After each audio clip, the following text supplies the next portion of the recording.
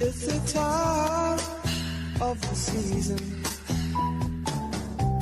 when love runs high. In this time, give it to me easy, and let me try with pleasured hands to take you in this land to promised lands, to show you everyone.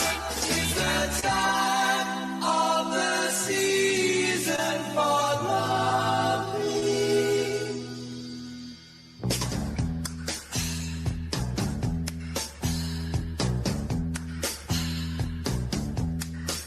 What's your name? Who's your daddy? He rich. Is he rich like me? Has he take us anytime to show you what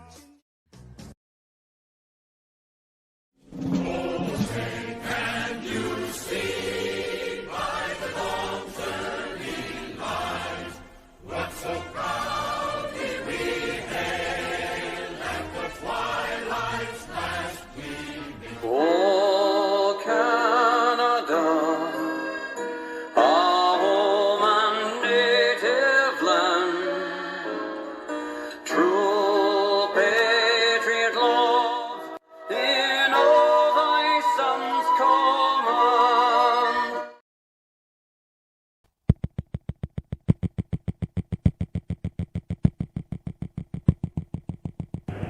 Ignition sequence has started. 6, 5, 4, 3, 2, 1, 0. We have commit and we have liftoff at 2:13. The Saturn V building up to 7.6 million pounds of thrust, and it is clear that... Well, this next one's a new one for me. A woman claims that high winds blew cocaine into her purse. Kanisha Posey was in a car during a traffic stop in Fort Pierce in late March. During a search, the officer found bags of cocaine and marijuana in Posey's purse. Now, she told police that it was windy and the wind probably blew the bags through a car window and into her purse. She is charged right now with felony drug possession. Well, this next one's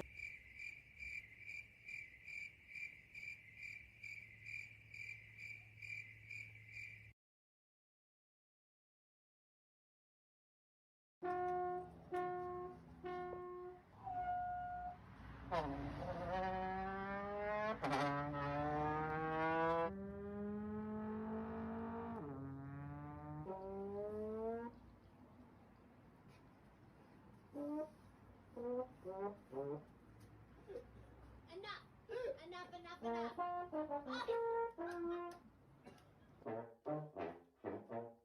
Don't even do that.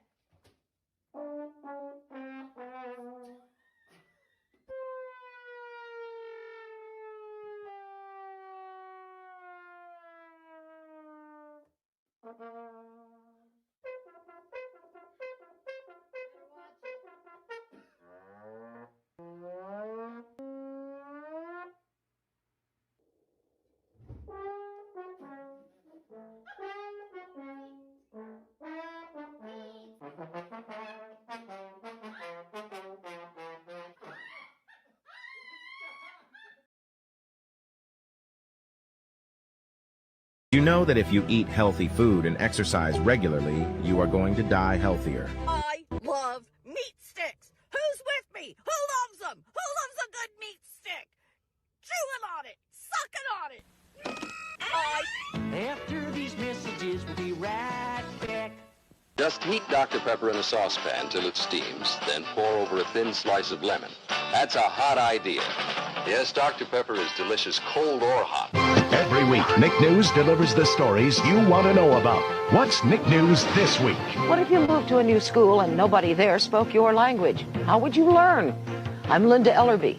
This week, Nick News asked the question, should every school teach in English? Plus, you get to rate the movie rating system. This and more on this week's edition of Nick News.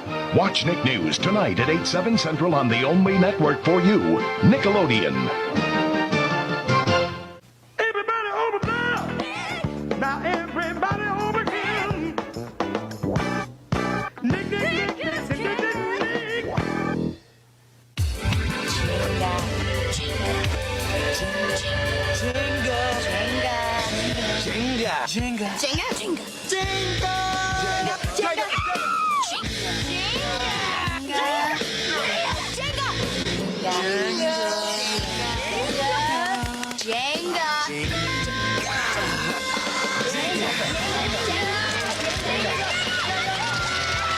Warning, there is only one.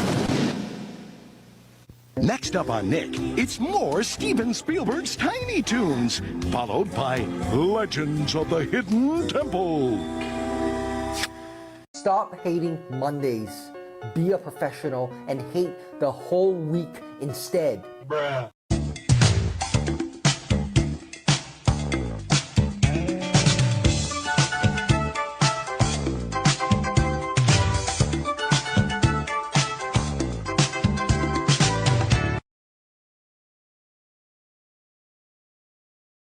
Saying shit. I know. What you saying in the car when you can't drink milk? Lactose intolerant. Lactose and what? Lactose intolerant. Okay. That's when you can't drink milk and stuff. That's how you say it. You finna be. Okay. Do you feel that?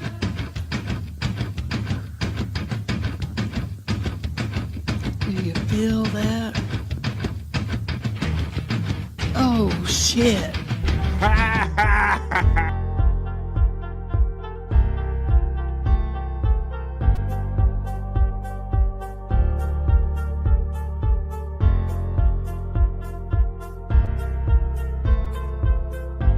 We're doing it.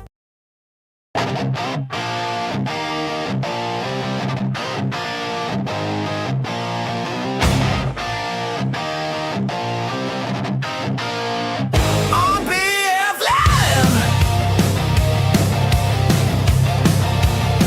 you know we vibing. Oh, in the midday, you know we vibing.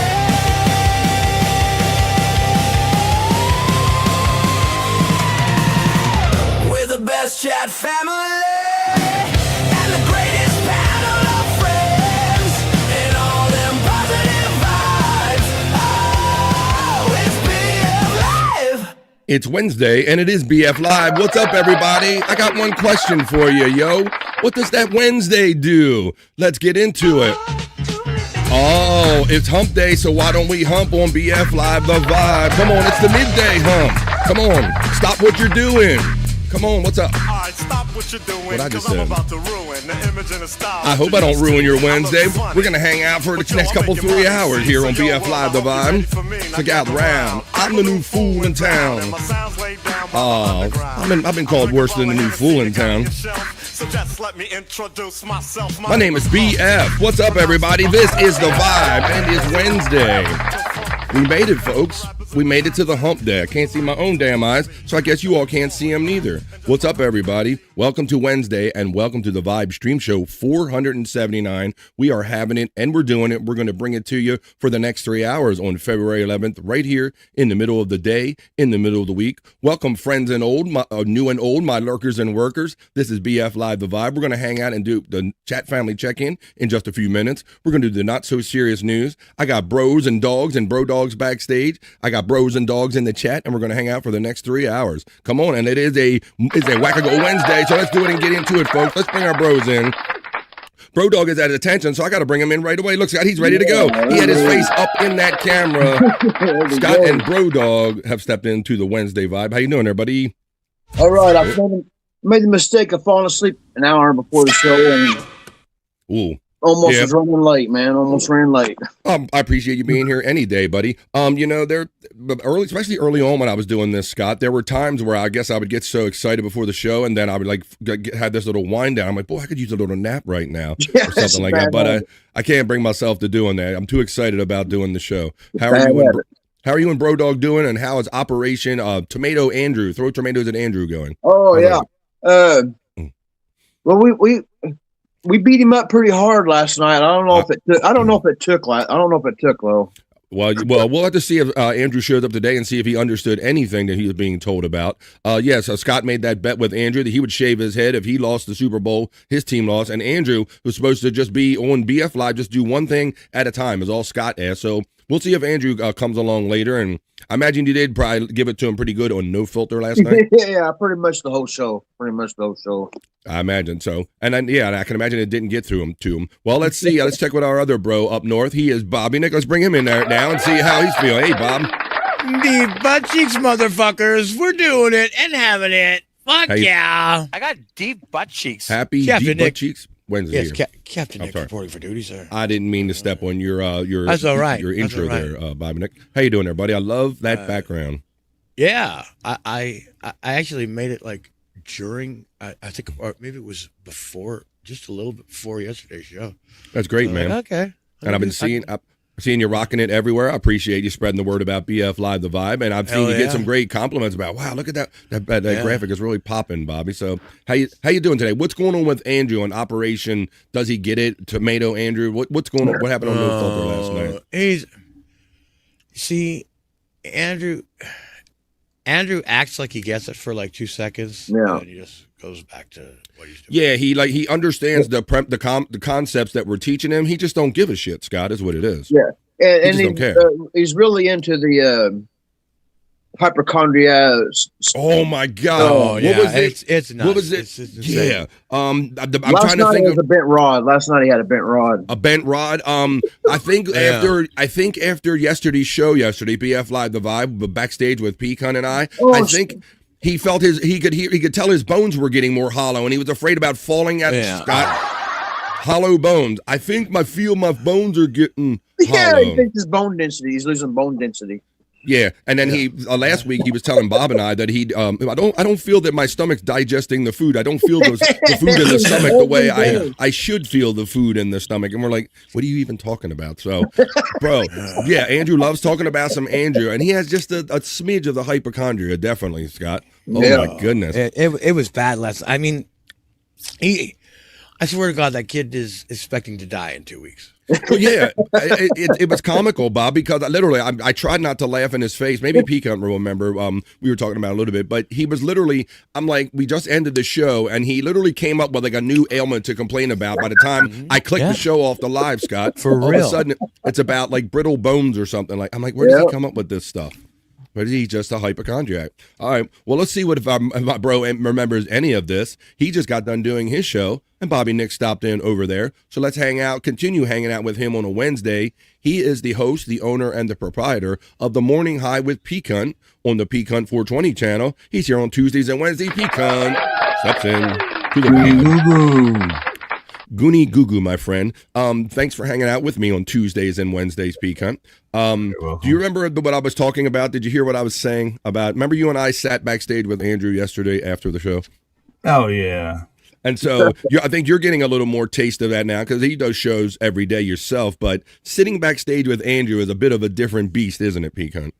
Oh, yeah. It's a bit of, Scott's like laughing. Scott knows exactly what I'm talking about. I mean, we field the whole array of Andrew's like made up medical problems and ailments and all. And we just sit there going, I'm not a doctor and I don't play one on TV, Andrew. Like, tell somebody that can do something for you, Scott, right? If someone was to turn in for the first time, not know any backstory, just for the first time watch us last night, we would have looked like terrible people, man. We would have, 100%. And that's the problem that you're presented with because it's either ignore everything Andrew's doing or talking about or address it like a bro, like you say, Scott, the way we talk. Because, I mean, Bobby Nick, we've sat backstage with Andrew many times and you're like, the next ailment comes up, right?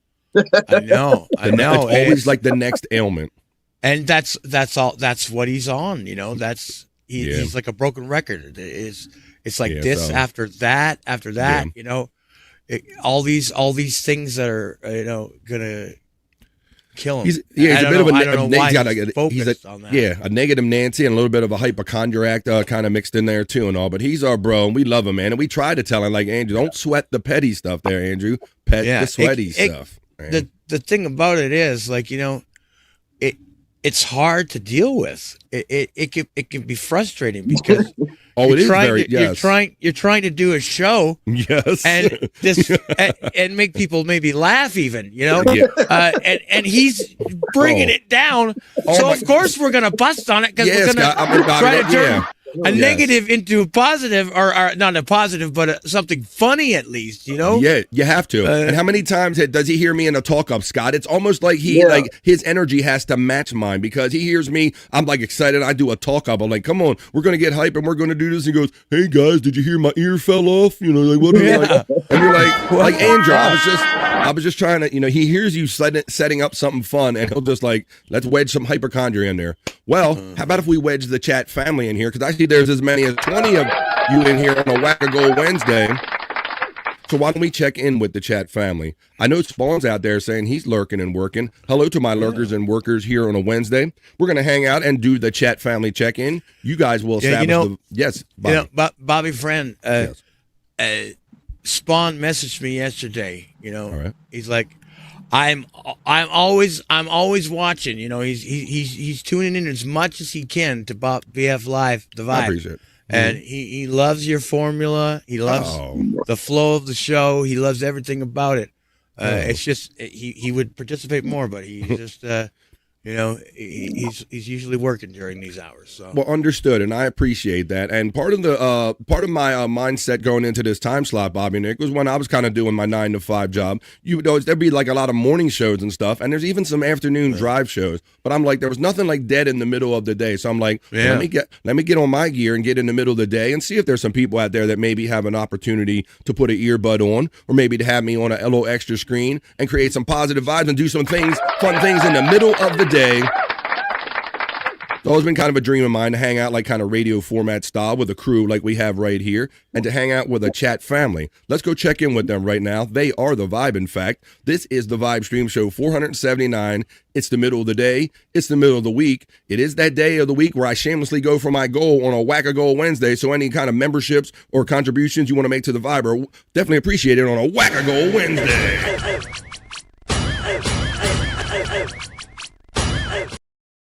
Let's do it and get into it. We are going to go to the Vibe chat right now. I'm going to run the element, and you guys are going to establish the vibe. For the next 3 hours, we're going to hang out here in the middle of the day. And after we're done this opening chat family check-in, I have some fun, not so serious news I want you guys to comment on, and we'll mix it up and cut it up for the next 3 hours. What do you say, guys? You ready? Let's do it. Let's do it. Yeah. This is the opening chat family check-in for Stream Show 479. It's hump day, so let's hump and let's go. Come on.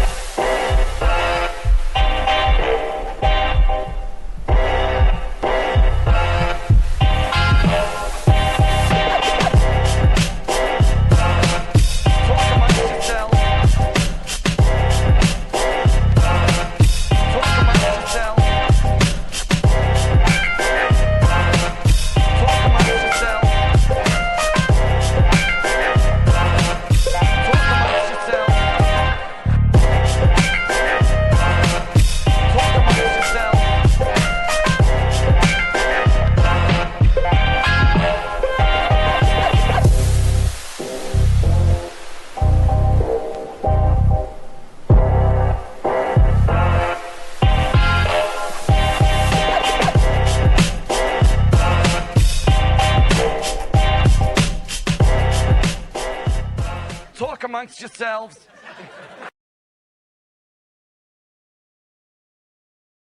The midday is where the vibe happens. You talk amongst yourselves.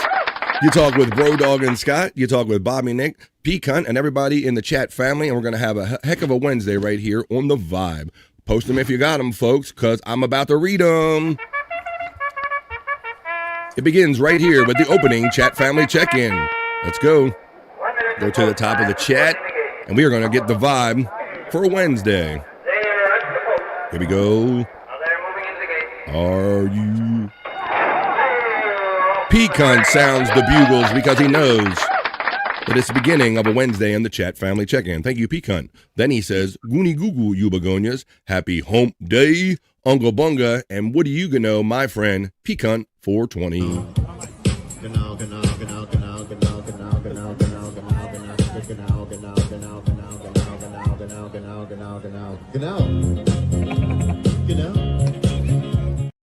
I can know that Pecan 420 then always checks in with the membership emojis. And you can have fun too, folks. If you want to help me on a Wackago Wednesday, I have a $1.99 level. For the $1.99, you can be part of my 2 Vibe crew, and I'm obligated to love you long time.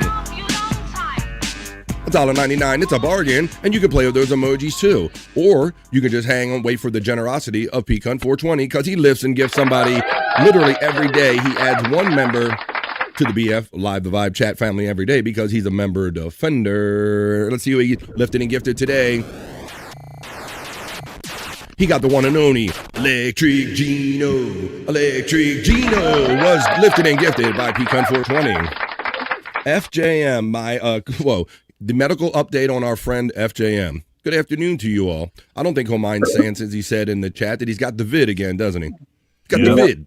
No, what? Yeah, he's got the vid. Oh my God. We hope you get better soon with the vid. Buckshot Kid checks in on a Wednesday. Buckshot.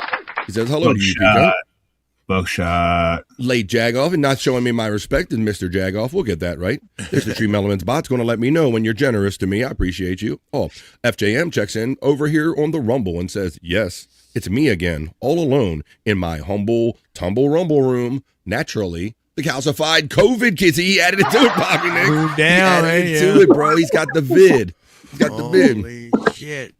Mandy Diff checks in on a Wednesday on the Vibe, and she shouts out FJM, Buckshot Kid, Nerd, and Electric Head Gino. Mandy steps in the Vibe on a Wednesday.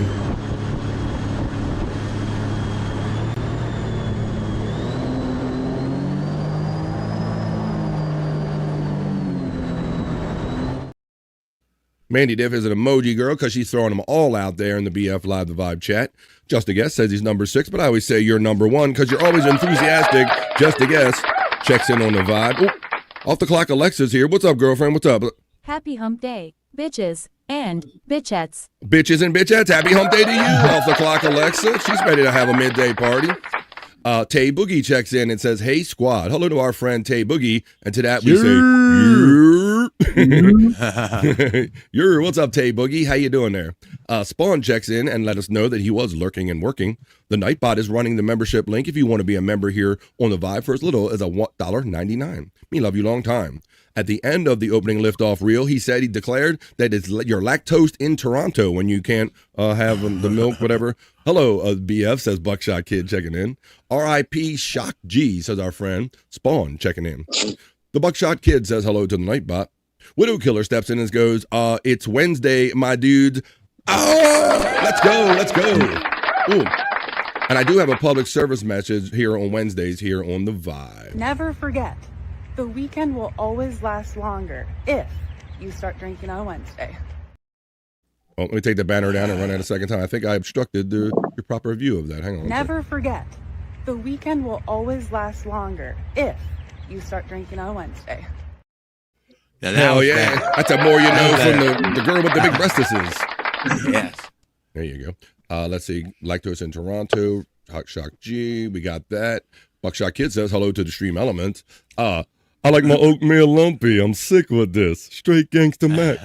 Sometimes I get ridiculous. I eat up all your crackers and your licorice. Hey, yo, Amber. No, Amber's here. Amber. She got busy in the Burger King bathroom. She's crazy. There you go. Amber steps into the Vibe. They were getting it. It is the Humpty Dance, y'all. It's the hump day. Hello, Spawn, says our friend Buckshot Kid. Buckshot Kid shouts out Mandy Diff. Spawn says, I'm the one who said, just grab them in the biscuits. That's right. Spawn's got Buckshot, all the lyrics being kicked around in the chat, enjoying the opening of the show. Hoya says, my big sister checking in. The big sister checks in. Oh, that's right. Well, we said no to Pecan, but no one said Hoya. So my sister gets the first Hoya. Can I get a Hoya? Can I get a Hoya? Can I get a Hoya? Can I get a Hoya?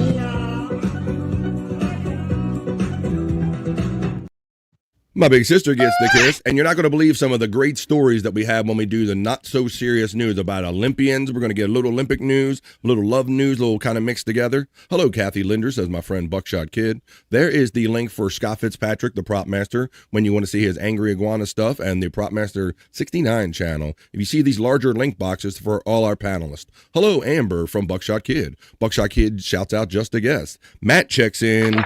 What's up, Matt? Our bro Matt checks in. Shout out to you, brother. Hello, Tay Boogie from Buckshot Kid. Matt Problems shouts you out, Prop Master.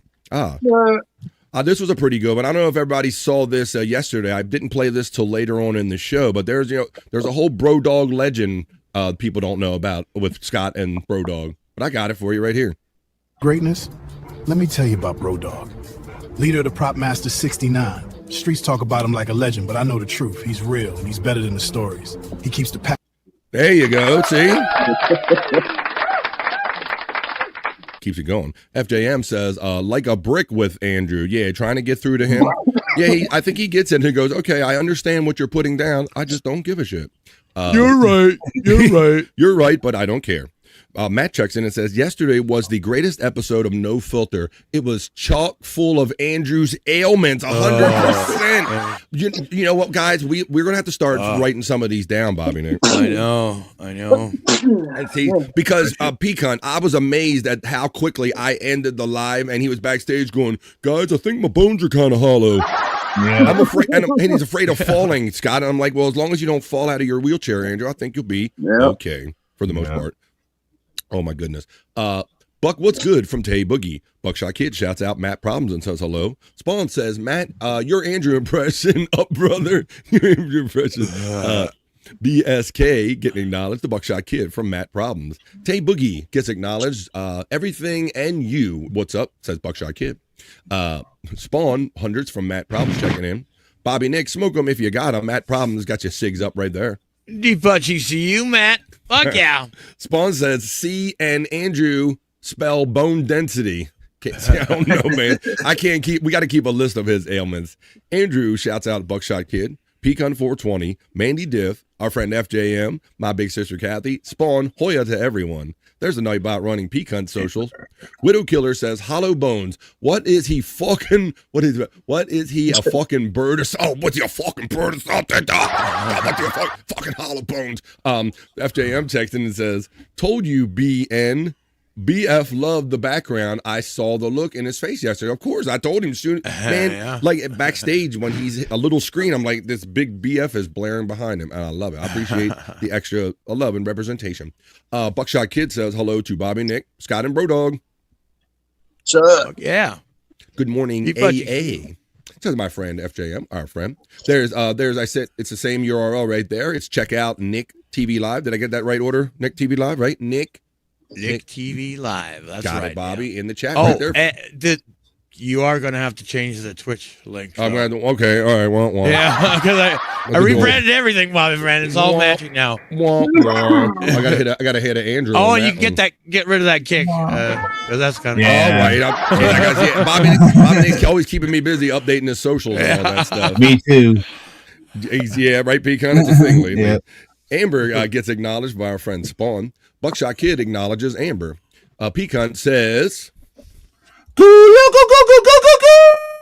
Ooh, yeah. You almost got that whole note, that last one in there, but that last note, it just takes your mic. It takes it. Sounds good, though. Andrew can sync his own show in record time. Well, that's the only thing I can hope for, Spawn, is when he's over here.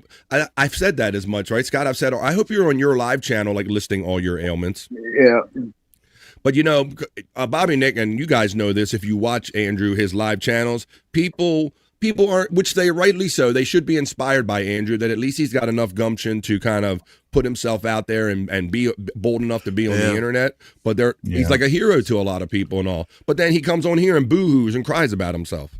Yeah, he's got to focus on the positivity in life, you know. The thing is, we've all got shit that we're dealing with, you know, that sucks. And I know he's in a wheelchair and everything, right? But you know, we all got shit, and we're not booing on shows about it, you know. So it's like, we come here to get away from that. Yeah, he doesn't seem to know like the cutoff points and stuff like that exactly. And even if we acknowledge or sympathize or whatever with his ailments, what can we do about it? Yeah, nothing. Exactly. Yeah. And that's what he can bitch till he's blue in the face to us about it. And we tell him to tell your grandmother, tell a doctor, tell the nurse. I told him to write this stuff down.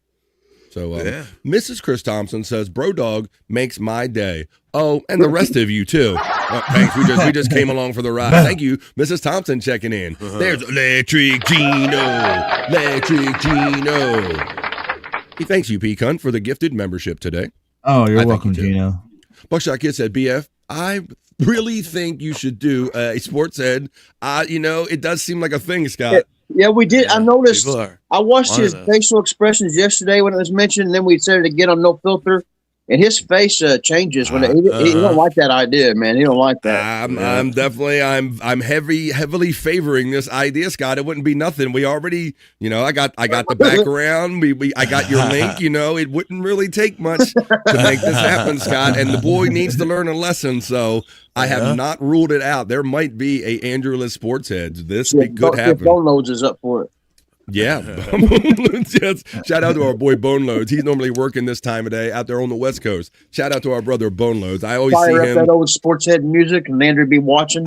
I got it, Scott. Wait a minute. We'll get it. Here, let's see it. We'll see if he's watching today. Do I still have that element? I might have took that element out because I haven't used it in a minute. I had to make room. I had to take my sports head element out, but I have it. He'd be like, what shock him into something, Scott. Well, I might have put that together. All right. Let's continue on with the chat family check, and I see some great colors and generosity coming. I appreciate it any day, but especially on a Whack-A-Go Wednesday. My sister Kathy hits me up and says, okay, let's get this thing going. She knows it's a Whack-A-Go Wednesday. Thank you, big sister.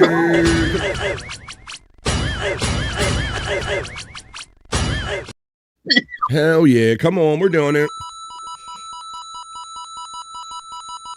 It's the one day I shamelessly ask for super chats and memberships and stuff like that. And Spawn, whoa, wait a minute. Kathy hits me up with 2. Then she just hits me with a $2 super sticker. Come on, y'all. What was she meant? Maybe she meant to put a chat in. Maybe she accidentally hit it twice, but I'll take that $2 as well. Kathy, my big sister, I appreciate you on a Whack-A-Go Wednesday, especially.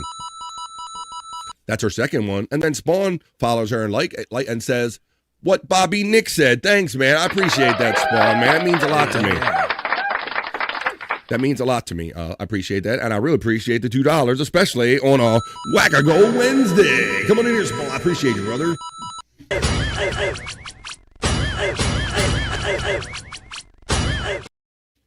I appreciate all the generosity. I had to rewind, says Mandy Diff. You had to rewind.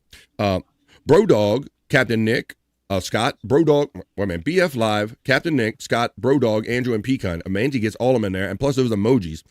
There's Scott's box running again. I need budgies to you, Mandy. Tay Boogie said, I forgot how to see if you were gifted. Tay Boogie, it should be like on my page and most pages, somewhere in your settings, there should be a settings wheel, and there should be like a membership selection, right, Bobby Nick? And then you turn on accept gifted memberships. Yeah, I think you can go through the $sign at the bottom somehow.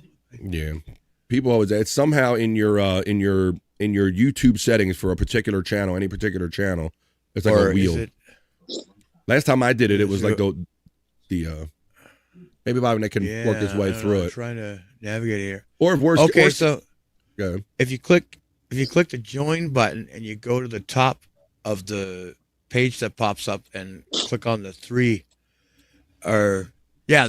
dots, you can go to gift membership settings and toggle your allow gift memberships. So there's a way to do it through there. So you hit join on like my page or any page you're on, basically, but my page especially. You hit join, and then you say, I get that membership box thing with the selections comes up, and up at the top right corner, there's those 3 dots, right? Yeah. All right. I appreciate you helping out people find the way there. Mandy Diff acknowledges Tay Boogie. Tay Boogie says, Mandy, what up? FJM says, yes, it's Canada's fault. Mandy Diff says, smoking and token. Some people are lurking and working. Spawn says, why can't more women jog in outfits like that? Ooh, the one that I showed for our Wednesday public service message. Never forget, the weekend will always last longer if you start drinking on Wednesday. There you go. There you go. Probably a lot more car accidents out there. Hoya, everyone, says our bro Chris Thompson. Hey, Chris, buddy. Oh, yeah. Tits great advice, says our friend JFK Head Chicken in. How you doing there? Tits some great advice over there. JFK, let me find your sound real quick. Hi-oh. Of course, when I'm trying to find it quick, it doesn't go quick. Oh, there we go. Oh, there it is. Headshot. Ooh, all loud and everything. How you doing there, JFK Head Chunk checking in? You son of a bitch. SOB, says our friend FJM checking in.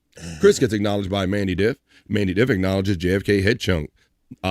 Articulate John steps in on a Wednesday and says, I suffer from glass bones and paper skin. Well, man, protect yourself, man. The boy in the plastic bubble. Articulate John checks in. Articulate John gets acknowledged by Mandy Diff. All the bots are running. I'll go past them. Not me, says FJM, as he's laughing at him damn self. FJM says, in the middle of a heat wave here in the Shenandoah Valley. 46 and very sunny. You guys are still warmer than me. I'm currently 38, but feeling a little better, and at least there's some thawing going on here. My bro Chris Thompson checks in on a Whack-A-Goal Wednesday. Thank you, brother, for the $2. He says, now it says 420 at the top, so smoke up. Well, come on, let's go. Hey, number one, I appreciate that on many levels, Chris. First of all, it's a Whack-A-Goal Wednesday, so thank you for that, brother, and I'll tell you why when I'm done playing this real quick. Another reason why I appreciate it.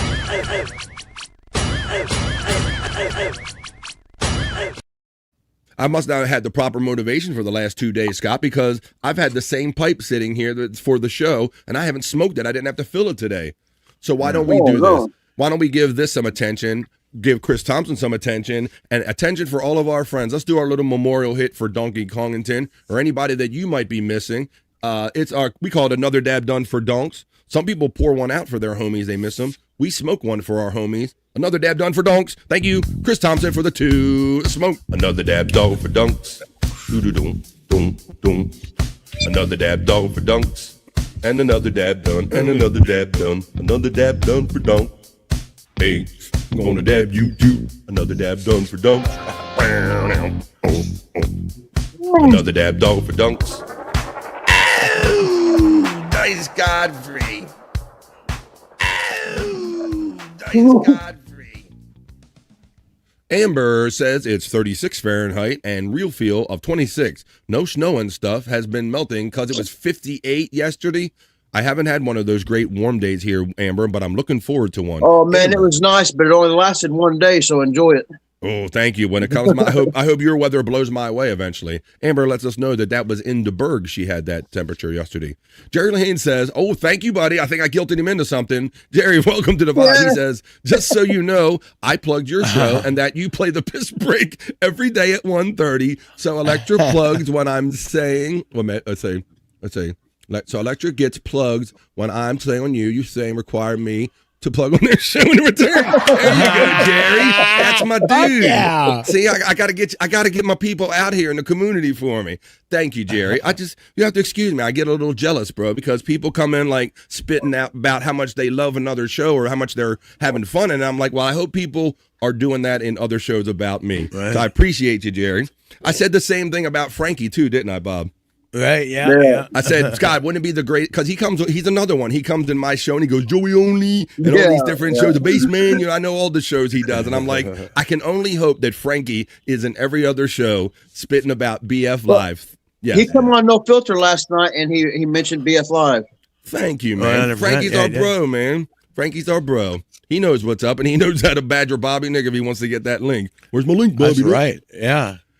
On KC's show, an Electra show. Thank you, Jerry. I appreciate that, buddy. You have to excuse me. I get a little jealous, and I ponder, like, is my show out there in the ether? Like everyone likes to talk about other shows in my chat. Thank you, Jerry. Appreciate you, brother. Amber's giving hearts and love in the chat, and that's a great way to end the opening chat family check-in. Fantastic vibe. Now let's get on with the show.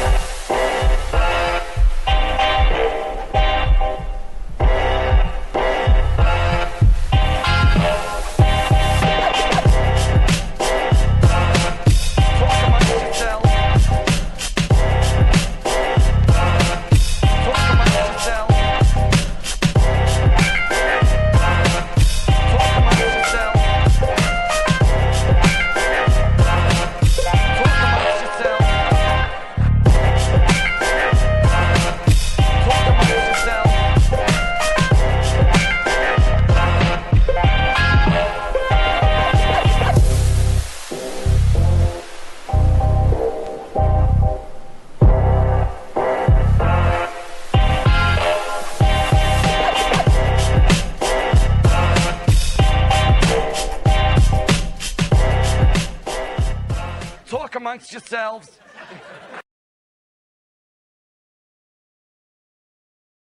Fantastic opening show vibe. That's how we do it. You guys are the vibe for BF Live, the Vibe Stream Show 479, and everyone we do.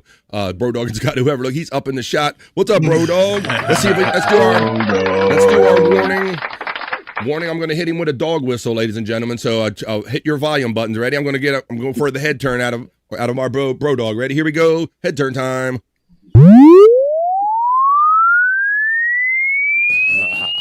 There it is. There it is.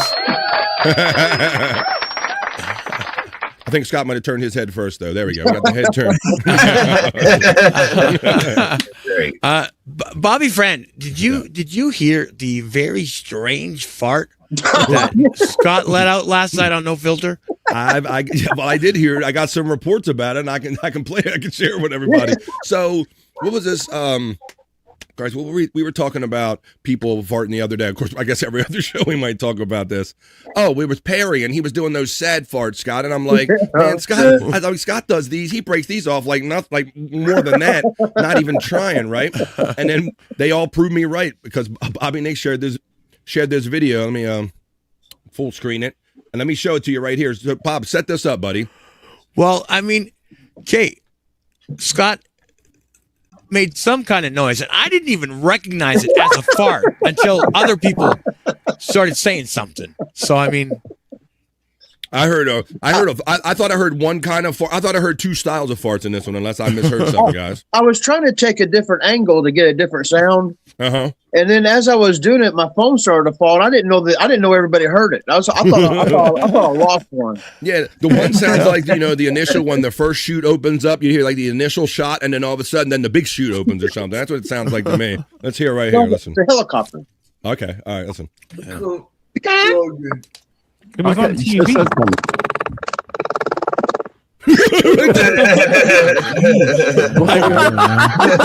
It looked like your fart elevated the phone, Scott. It looked like it went. It was like it was a sound. It was like going. Watch how the camera goes up with the sound of the fart. Yeah. It's like. It was on TV. It totally, but like your fart rocked the camera. It's a salad dominoes. Is that a helicopter? He's the prop master. You might want to go check your shorts, old boy. What in the fuck was that? The first one sounded like a Mario jump. Somebody. Yeah, I mean, It's me. It was on TV.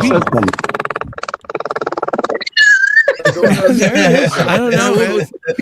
What was with the fucking angle on it? That was like, how did you do that?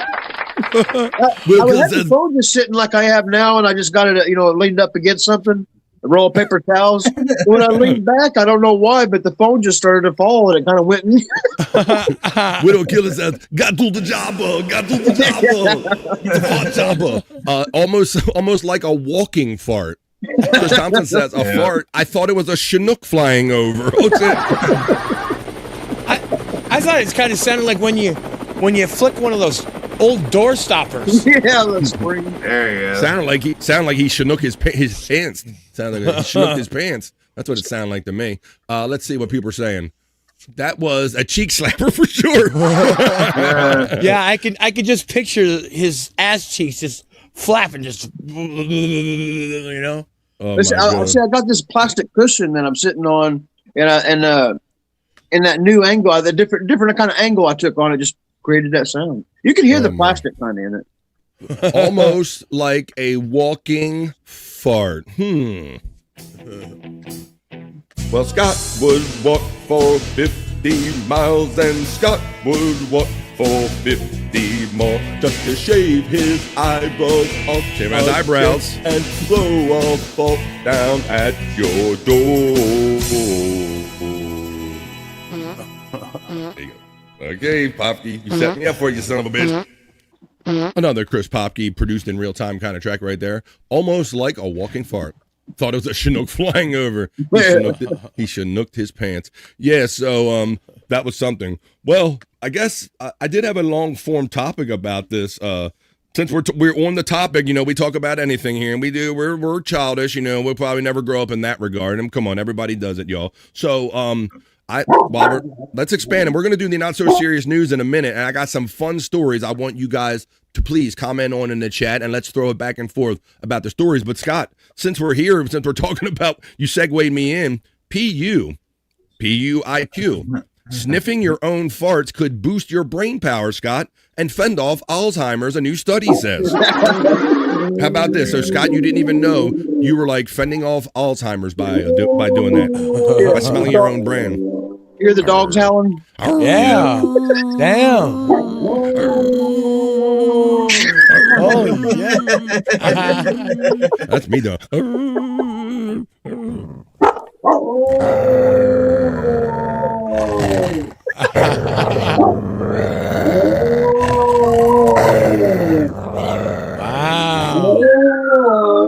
Damn! Oh, they heard the siren. They heard the siren before it came. Is that in your background? Yeah, it's my an ambulance drove by. They probably heard it before it came. Yeah. Wow, that's interesting. There you go. And look, see, they're all good now. They heard it before it came. All right, but let's get into this, Scott, because I think you might be curing your own Alzheimer's with this. Right. Go ahead and get a good whiff of your own farts. Scientists said it could help guard against Alzheimer's, Scott. Researchers at Johns Hopkins Medicine have found that hydrogen sulfide, the rotten egg-smelling chemical compound expelled when one breaks wind, could protect aging brain cells from cognitive decline and Alzheimer's, which is diagnosed in roughly 500,000 new patients each year in the United States. Our new data firmly link aging, neurodegeneration, and cell signaling using hydrogen sulfide and other gaseous molecules within the cell, says Dr. Binu Paul, an associate professor at the prestigious medical center and co-author of the study, which was published in the Proceedings of the National Academy of Sciences. Scott, they do fart studies, Scott. You got to get in on this, bro. Yeah. You got to get in on this. Like, I can sign up and I'll go. It's science. Science? For the trailblazing investigation, researchers used genetically modified mice that mimic human Alzheimer's disease. They injected the mice with the hydrogen sulfide carrying compound NAGYY, which slowly releases the gas molecules throughout the body. After 12 weeks, the scientists tested the mice for changes in memory and motor function, and the results were shocking. The test revealed both cognitive and motor function improved by a staggering 50% compared to the untreated mice, Scott, to the ones that smelled the sulfide smell. Their brain actually got better. Yeah. The rodents who received the hydrogen sulfide treatment were more physically active and displayed better memory. The results showed that the behavioral outcomes of Alzheimer's disease could be reversed by introducing hydrogen sulfide, Scott. So keep farting around them old people. They're saying, Scott, what are you doing? You're busting ass. I'm trying to cure you, Grandma. I'm looking out for you, girl. Okay, but Scott, could you stop looking out for me so good, please? Could you stop doing that, please? Lordy be. The human body naturally creates small amounts of hydrogen sulfide to help regulate functions throughout the body. An enzyme called glycogen synthase beta, helps regulate the cellular processes. Previous research has shown that female flatulence, what? Oh, females fart. Female flatulence actually has a significantly higher concentration of hydrogen sulfide than farts from men's, Scott, meaning that the women's gas tends to have greater odor intensity than the men's. Unfortunately, hydrogen sulfide levels decrease with age. So I guess you got to get other people like Scott to fart on you, I guess. You got to do that. Scott, there's a new business we're all going to go in. Scott, we're going to just go around and sync up people's rooms. When the enzyme is absent, it starts to stick too closely to another protein called tau, according to another study. When they bind too often, tau forms clumps in neurons that block communication between nerve cells and eventually cause them to die. This leads to deterioration and eventual loss of cognition, memory, and motor function, the research explains, Scott. So keep ripping them. Come on, let's bust them. How about that, man? There's a segue for you. How about that, guys? Thank you very much. Live forever. Live forever. And you're going to remember everything, apparently, Scott. You ain't going to forget none of it. You're going to live forever and remember all of it. Let's see what people in the chat are saying about this. Play Fortunate Son during the fart, and it sounds like you're in Vietnam. It ain't me. It ain't me. I didn't shit my pants. No, it ain't me. Let's see. I kill you. Jerry Lahane says Scott's fart is two ass clowns having private horny conversation. It's the definition of slapping cheeks right there. Scott was right there. Scott saves lives, says Mandy Diff right there. See, you're making cognitive function. You're keeping people alert and alive. The mice get all the good gigs. Gino says, we know very well. FJM says, bottle that shit. Tyranny is running from them farts. He's walking. Electric Head Gino says, women farts can be mistaken for an act of war. The UN, I think the UN has something on that. Well, I don't know if they do. Maybe I'll have to go over to my news desk. A matter of fact, that is exactly what I'm going to do right now. I got some stories about, we're going to follow up on the iguana rain. You know, you've had chocolate rain in the past. We have iguana rain in the Florida. I'm going to tell you the number of iguanas that were turned in during our recent iguana rain. And because not everybody was here when we did it the first time, Bobby Nick, I think we're going to revisit the iguana taco meat and pizza story. We're going to do that one again. Oh, yeah. I don't think everybody saw that one.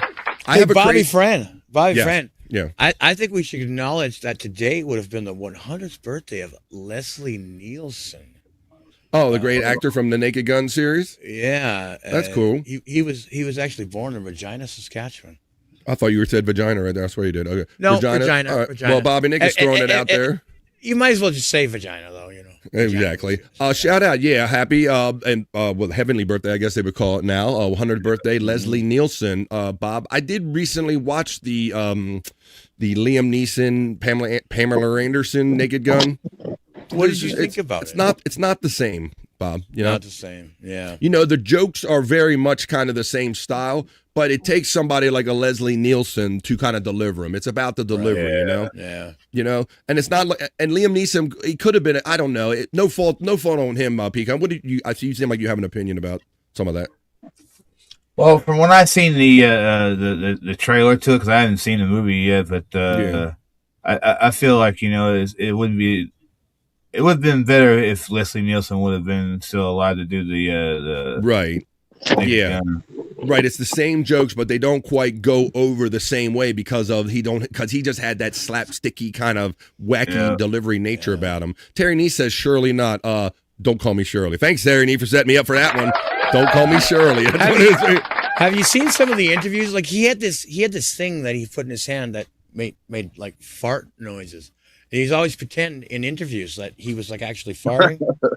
That's funny, man. Those are some great clips, man. That's funny because he probably got tired being on all those press junkets. But yeah, we're going to talk about the iguana rain. We're going to talk about what people made with the iguanas. We are going to talk about a guy that won the Olympics. And this story should be titled "Vagina is a Hell of a Drug" because he spilled his guts out there. You're not going to believe what he did on international television. I also have a story in my Where's the Hole department about a female robot. You're not going to believe what they've done with female robots. And we'll end with a sexy bikini report about a woman discovers that she's allergic to her husband while trying to get pregnant by him. I don't know much about it, but the bikini report does when we make our way over to the news desk and I bring you the other news. I got some fun ones, guys. We're going to have fun with these today. This is the Not So Serious News. Come on.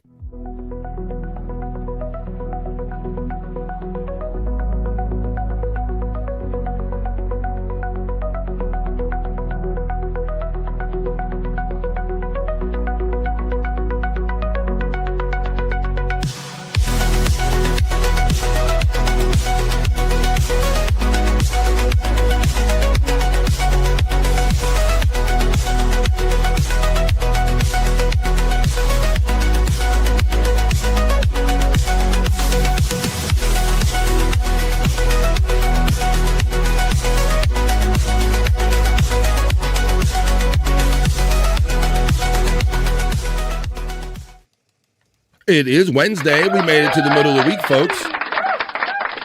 And it's the middle of the day, so why don't we do some fun news here in the middle of the week and the middle of the day, and let's do the not so serious news. So I've kind of been fascinated by this because it's probably like the third time, at least I've brought it up on this show. This is a follow-up to the iguana rain. not chocolate rain, but iguana rain that they had down in Florida.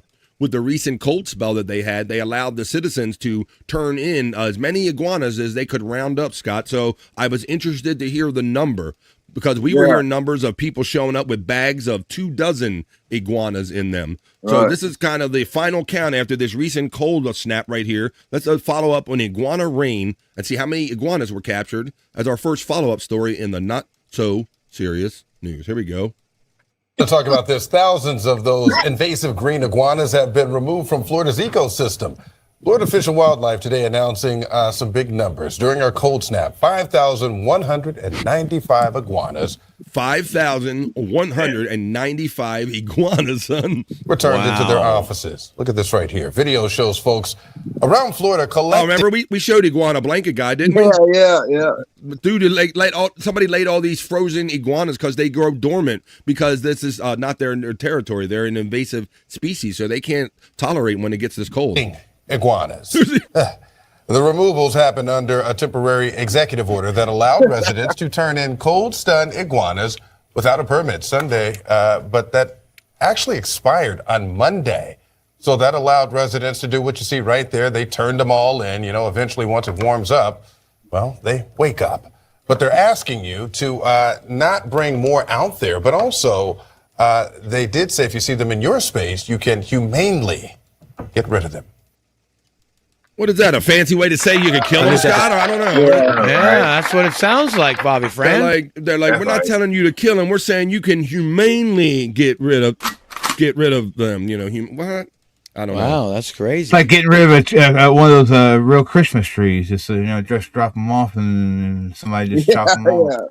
Yeah, or big oversized goldfish or something. Like I don't get rid of them. I don't know. Yeah, it does have to be strange though. Like you're just walking along and all of a sudden you just see a pile of iguanas all over the place.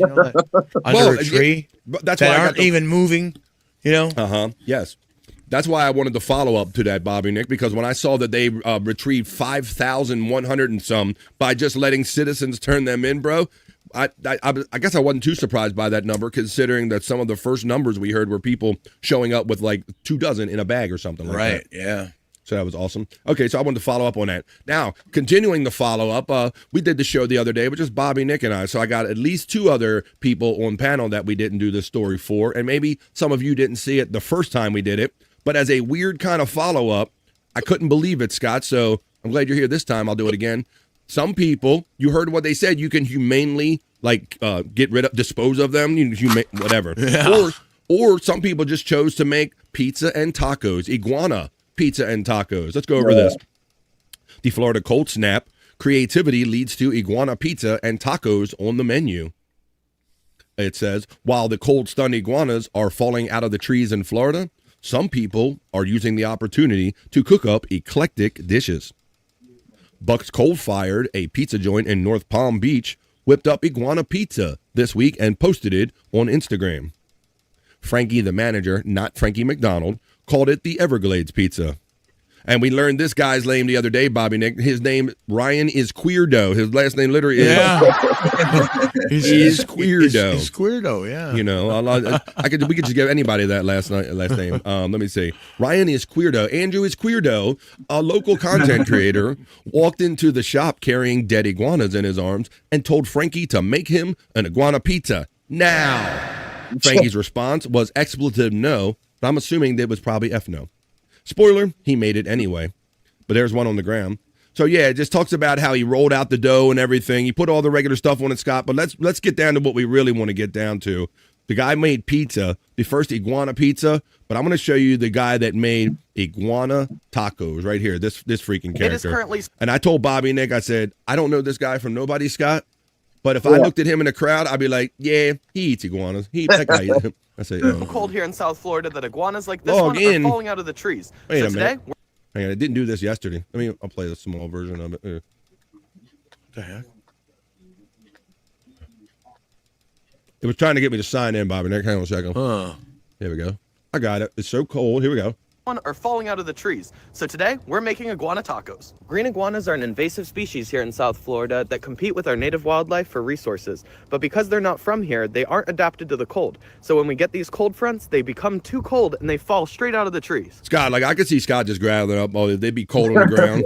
You and Bro Dog would be out there just gathering them up. He would have a big old pop. He would be doing the blanket guy thing. Yeah. Whenever we have Crazy Cute Sunflower checks in and says hello to all of us. Hello to myself, Bobby, Peacunt, Scott, and Bro Dog. Puff, Pass. She's coming in with the right attitude.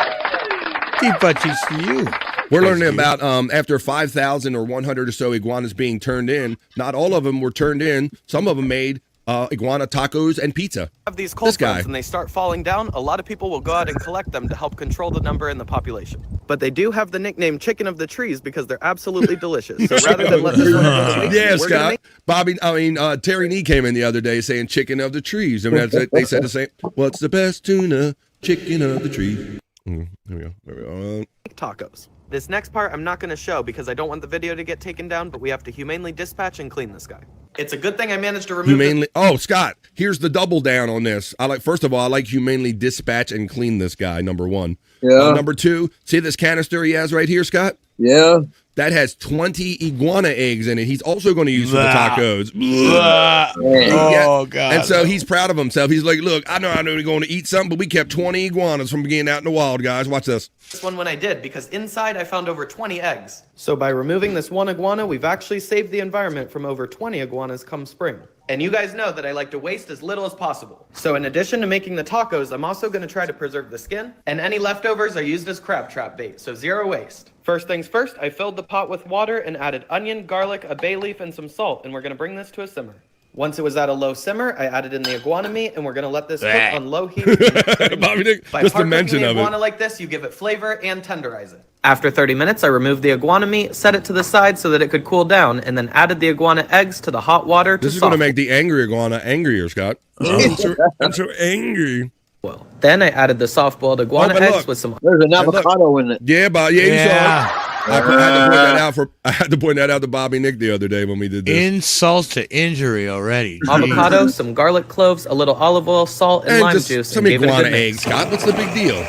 Once it was done, I topped it with black pepper and lime, and we have our sauce. Next, I removed all the iguana meat from the bone, added in my favorite seasonings, and tossed it into the frying pan so that it could get nice and crispy. I like to let the edges crisp up until they look something like this. In the leftover oil, I crisped up some tortillas. Then I added in the iguana meat, topped it with some pickled red onions, jalapeno, and cilantro, and then drizzled on our sauce. And there we have it, iguana tacos. They look good. There you go, Scott. And they smell good, but now it's time to see how they taste. He's going to eat them, Scott. I'm just going to add a little squeeze of lime. His little egg meat. He's going to egg Give the it a sauce. nice little dip into Iguana the egg sauce. Bon appetit. Oh, boy. Yeah. Now that right there is a Florida wheel taco. If you can't beat them, eat them. Let me know if you'd give iguana tacos a try, and until next time, get outside and see what you can find. There you go, Scott. What do you think, buddy? I don't need reptiles. I don't need reptiles. Widow Killer hopes that Levy grabbed some that we could use in a Levy iguana maybe when he was down in Miami doing that benefit show. Hello to chat friends. I'll puff pass. He says once again, Crazy Cute Sunflower's coming in the right way. Sunflower gets acknowledged by Mandy Diff. I hate this guy, says Gino. See, what is it, Gino? I said kind of the similar thing in that I don't know what it is. I don't know this guy, and I don't know what it is about him, Scott, but he definitely looks like that guy would have, like, if you had to pick him in a crowd, like, which guy like here is likely to eat iguana eggs and like that guy right there. That one right He there. said he saved the iguana skin. What are you going to do with iguana skin? It puts the lotion on the iguana skin, Scott. It's weird. I know if I went to some pizza place or taco place and they had iguana on the menu, I'd be like, okay, I'm out. Yep. If you fucks with iguana, I don't fucks with you, basically. He looked like he wanted to throw up, says our friend Amber in the chat. Yeah. He's kind of doing that fake thing like, no, honey, it's really delicious. It's great, huh? See? It's really, yeah, he did have that kind of bullshit look on his face. Let's see. He's gotta puke! Yeah! He's gotta puke! Yeah! He's gotta puke! Purses and shoes you can make out of the skin, says iguana bags. I want to try another one. Somebody made that joke maybe the other day. Electric Head Gino says he's the type of guy that buys a 2-wheel drive truck. Yeah. It looks real good. I don't need up for him. Nobody can tell. It ain't gonna rain snow that much. That's right. He's that type of guy. That's a good LL Cool J song. I'm the type of guy that goes on to the next story in the not so serious news. He's the type of guy. No more gravity bong tsunami. That was a mess, says Mandy Diff. Oh. Well, I don't. You doing the gravity bongs? I will let you guys know. I cleaned my device yesterday, Scott. Because I told you I went to the dispenser the other day, and I cleaned my old device out. I kind of did like a refurb on it, man. Like fixing up a car. I put it up on bricks and I fixed it up, Scott. It's good as new. All right. Let's get over to my next story in the not so serious news. We move on to iguanas from turtles on the Vibe Other News on the not so serious news. So while some people were enjoying their game, the Super Bowl game the other day, some people were dealing with some serious stuff. This particular turtle was in our next story in the not so serious news. Check this out. A quick-moving pet tortoise narrowly escapes an intense fire as it engulfs her home in a now viral moment. Yes, I'm going to show you. What I'm going to show you is a turtle running for its life, basically, folks. A tortoise has become TikTok famous for her daring escape from a fire.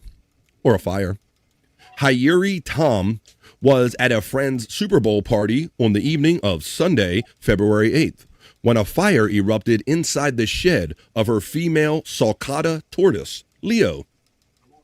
The shed is located in the yard of Tom's home in Fullerton, California. Surveillance footage from the yard shows the 3-year-old reptile crawling away from the blaze as it engulfs her home. You're going to see, I'm telling you, I got a turtle running, folks. Leo managed to escape the fire by heading as quickly as possible out of her shed and as far to the far side of the yard. The footage shows Leo putting space between her and the rapidly burning structure. Luckily, the blaze did not spread beyond the shed. As Tom's neighbors noticed the fire and rushed over to put it out, the pet owner told Storyful. Thanks to her daring and for a tortoise uncharacteristically speedy escape, Leo has since gone viral. There's the picture of it right here. I'm going to show you her actually running, guys. Look at this. I mean, first of all, look at this hookup that this turtle has. Right. The clip of the tortoise's dash to safety, which Tom joked on TikTok, shows the pet in sports mode, has amassed over 1,200,000 views on the video sharing platform, Scott. Yeah, look at these proportions. Look at this. That's one of the big turtles. And somebody, I know some people that got a shed situation, but this is a pretty good shed hookup right here. A little turtle shed right here, right? Let's see. I like turtles. I like turtles too, especially ones that run from fire. Well, let's see. Without any further ado, let me show you that because I think that's what we really want to get down to. Look, there's pictures of it like getting further away. Let's go to the actual video, and you're gonna see a turtle running from afar. Unless I missed it with the ads. I got to refresh. Let's see. Here we go. It's down here in the corner. After I watch the ad, I'll make it bigger. That's what she said. The guy from that last story. Oh, you just missed it. You missed a good dinner opportunity. Yeah, right. Yeah. Could have cooked some of that shit. All right. Let's see. This ad will be done in a couple seconds, and I will show you. Here we go. Watch this. A turtle. I mean, and you can tell, Scott, this turtle is going with a purpose. This is a turtle running on BF Live the Vibe from afar.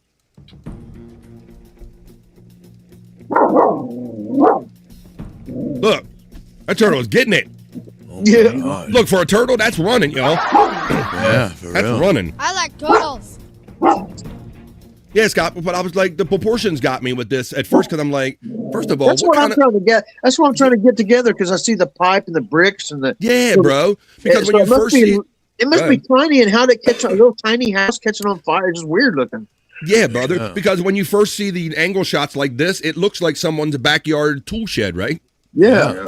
But then, like you said, I had to slow down and go, wait a minute. Compared to that pipe, that house isn't that big, or compared to that brick, that house isn't. It's not a big full size shed like I would like to think it was, Scott.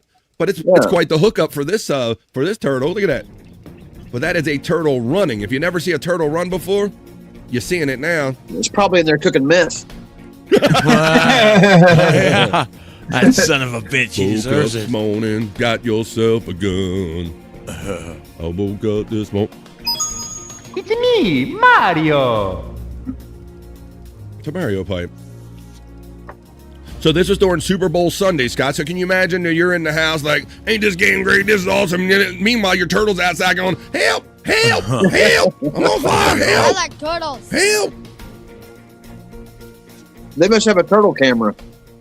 Yeah, they do. If you notice in the like turtles. If you notice in the background there, Scott, they must have them coming and going. They the house camera on it, and then it looked like they had a camera like facing out so they could see the turtle like coming and going. So this must be what the turtle does. And apparently it was from a heat lamp that got out of hand, Scott. Oh, heat lamp. Because reptiles, of course, they need to be a little warm. Yeah. And with the cold weather we've all been getting, I guess they cranked up the lamp and it wasn't so safe. But I understand he made out a lot.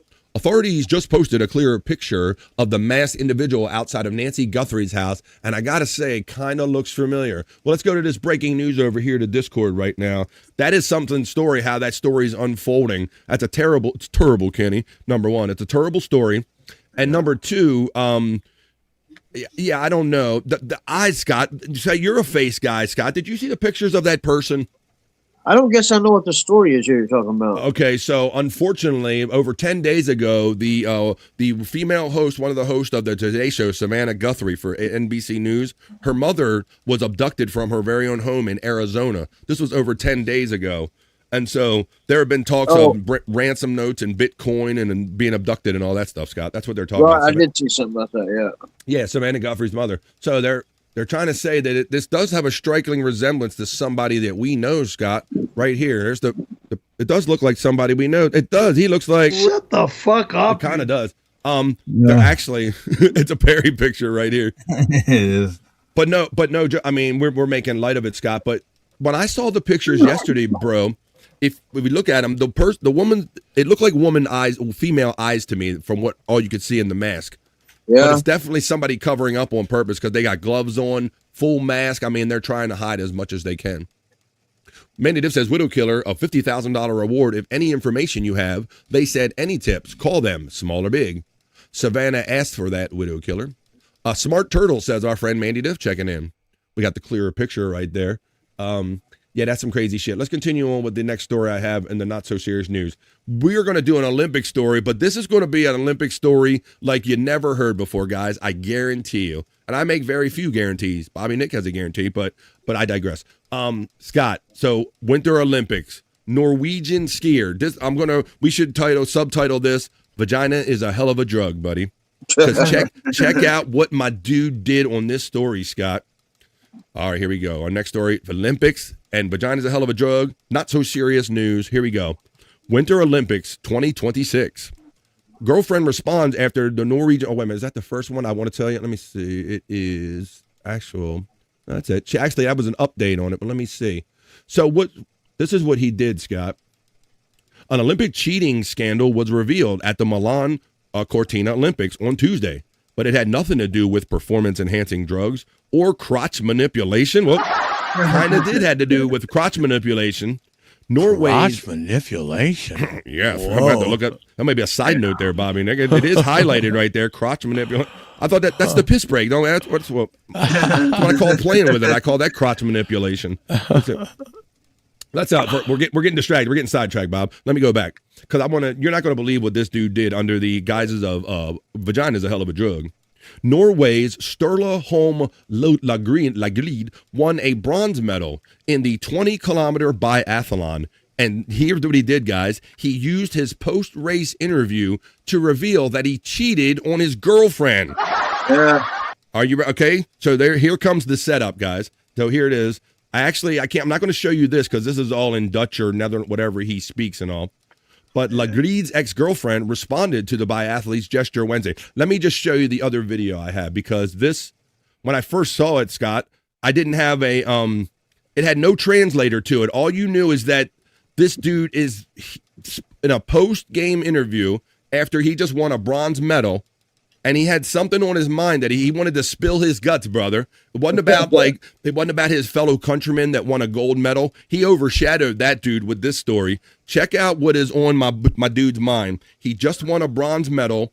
Post-race interview. Listen to what's on his mind and what's bothering him. Gratulerer så mye med OL-bronse. Vi skal høre det. Vi skal gotta beat the spectators. I had to find a way. with the sweet potatoes because I couldn't understand it. So watch the subtitles. Sturla Holm-Lægra, gratulerer så mye med OL-bronse. Hvordan har du det? Det er stort. Det er min første OL-medalje. Og jeg vil takke alle som har hjulpet meg på veien. Smørerne for en kjempegod skidag, og hele familien som har backa meg. Og så er det en jeg ville dele det her med, som kanskje ikke ser på I dag. He wants to share something with somebody who might not be watching today, Scott. Here it comes. Vagina's a hell of a drug, and my boy's about to spew. Ready here? For et halvt år siden så møtte jeg livs kjærlighet. 6 months ago, he met the love of his life. Verdens vakreste, the most beautiful, wonderful person in the world. And 3 months ago, og for 3 måneder siden I made the biggest mistake of my life and cheated on her. You following, Scott? 6 months ago, he met the love of his life. Then 3 months went by, and he went, you know what? She looking fine, too. He says, that's all I've been thinking of. For this week. Og det har vært den første uken I mitt liv. Dude is crying. He just won a bronze medal, Scott. Yeah. He's crying like a bitch, and he's confessing that he cheated on his girlfriend. And he can't live with the guilt anymore. Så jeg hadde gullmedalje I livet. Det var sikkert bare mange der nå som ser på meg med andre øyne. Men jeg har kun øyne for henne. That sounds like a Perry move. Jeg vil frem til å si det her nå, men... Are you kidding me, Scott? Vagina is a hell of a drug, buddy. Oh, my God. Clearly not the love of his life if he cheated on her, comments our friend Widow Killer. Mandy Div says, he says, I is the second loser. He's the second loser. Clearly not the love of his life. Good grief, says Mandy Diff.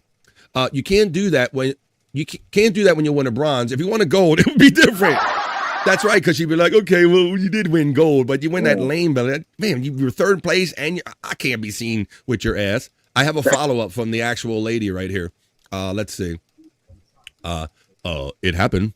It happened 3 months ago. Stop bringing it. Oh, God, yes. It happened 3 months ago. Stop bringing it up. All right. Sad. Yeah, he is done. He is toast, and I got the follow-up on this story, Scott, because, like, this is almost like the Baba Booey letter, the response to that or something. She actually responded to it, guys. Here's the lady's response. So you're like, okay, well, how does she feel about it? Like, so what do you think? I mean, he come off like a bitch, right? Basically, right? I don't know. I don't think he's got a shot at neither one of them now. I think he kind of messed up with both of them, maybe.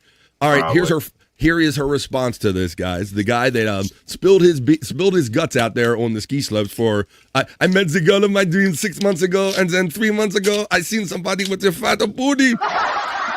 And I had to tap it, and I couldn't help it, but I really likes the first one better. But she says it's hard to forgive the Olympian for cheating. The declaration, the woman says, the former girlfriend of biathlon athlete Sturholm de Lagree, that guy right there, said it will be hard to forgive him for cheating on her and for making a public display of it when he won a medal on Tuesday.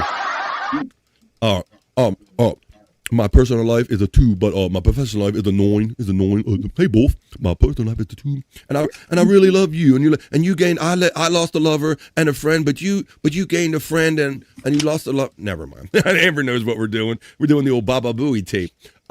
She says it's hard to forgive, even after a declaration of love in front of the whole world. The woman who wished to be anonymous told the Norwegian tabloid VG on Wednesday. Lagreed, one of Norway's top biathletes, made his unexpected declaration after he finished third in the 20-kilometer individual race on Tuesday. He says, 6 months ago, I met the love of my life, the world's most beautiful, sweetest person.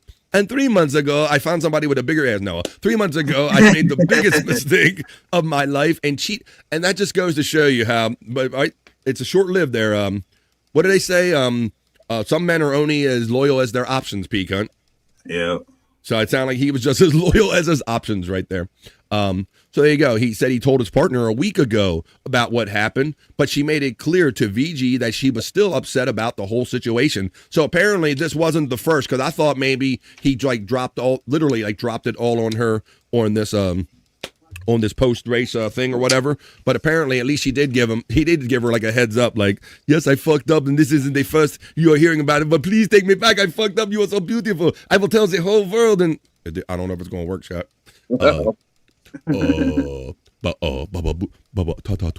He's gonna regret that in a few years. Yeah.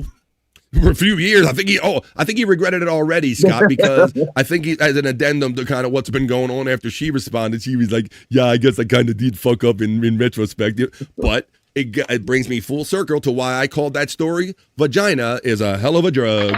Vagina is a hell of a drug. 3 months ago, I made it with the Swedish meatballs, says Jared and him, hanging out in the chat. All right, guys. Now I did that first story about vagina is a hell of a drug. Kind of a related story, and maybe doesn't come with all of the emotional baggage there, my friend. Maybe I got to point my friend, our skiing friend, to our next story in the not so serious news, and I could subtitle this one because every guy asked the question when they see this: where's the hole?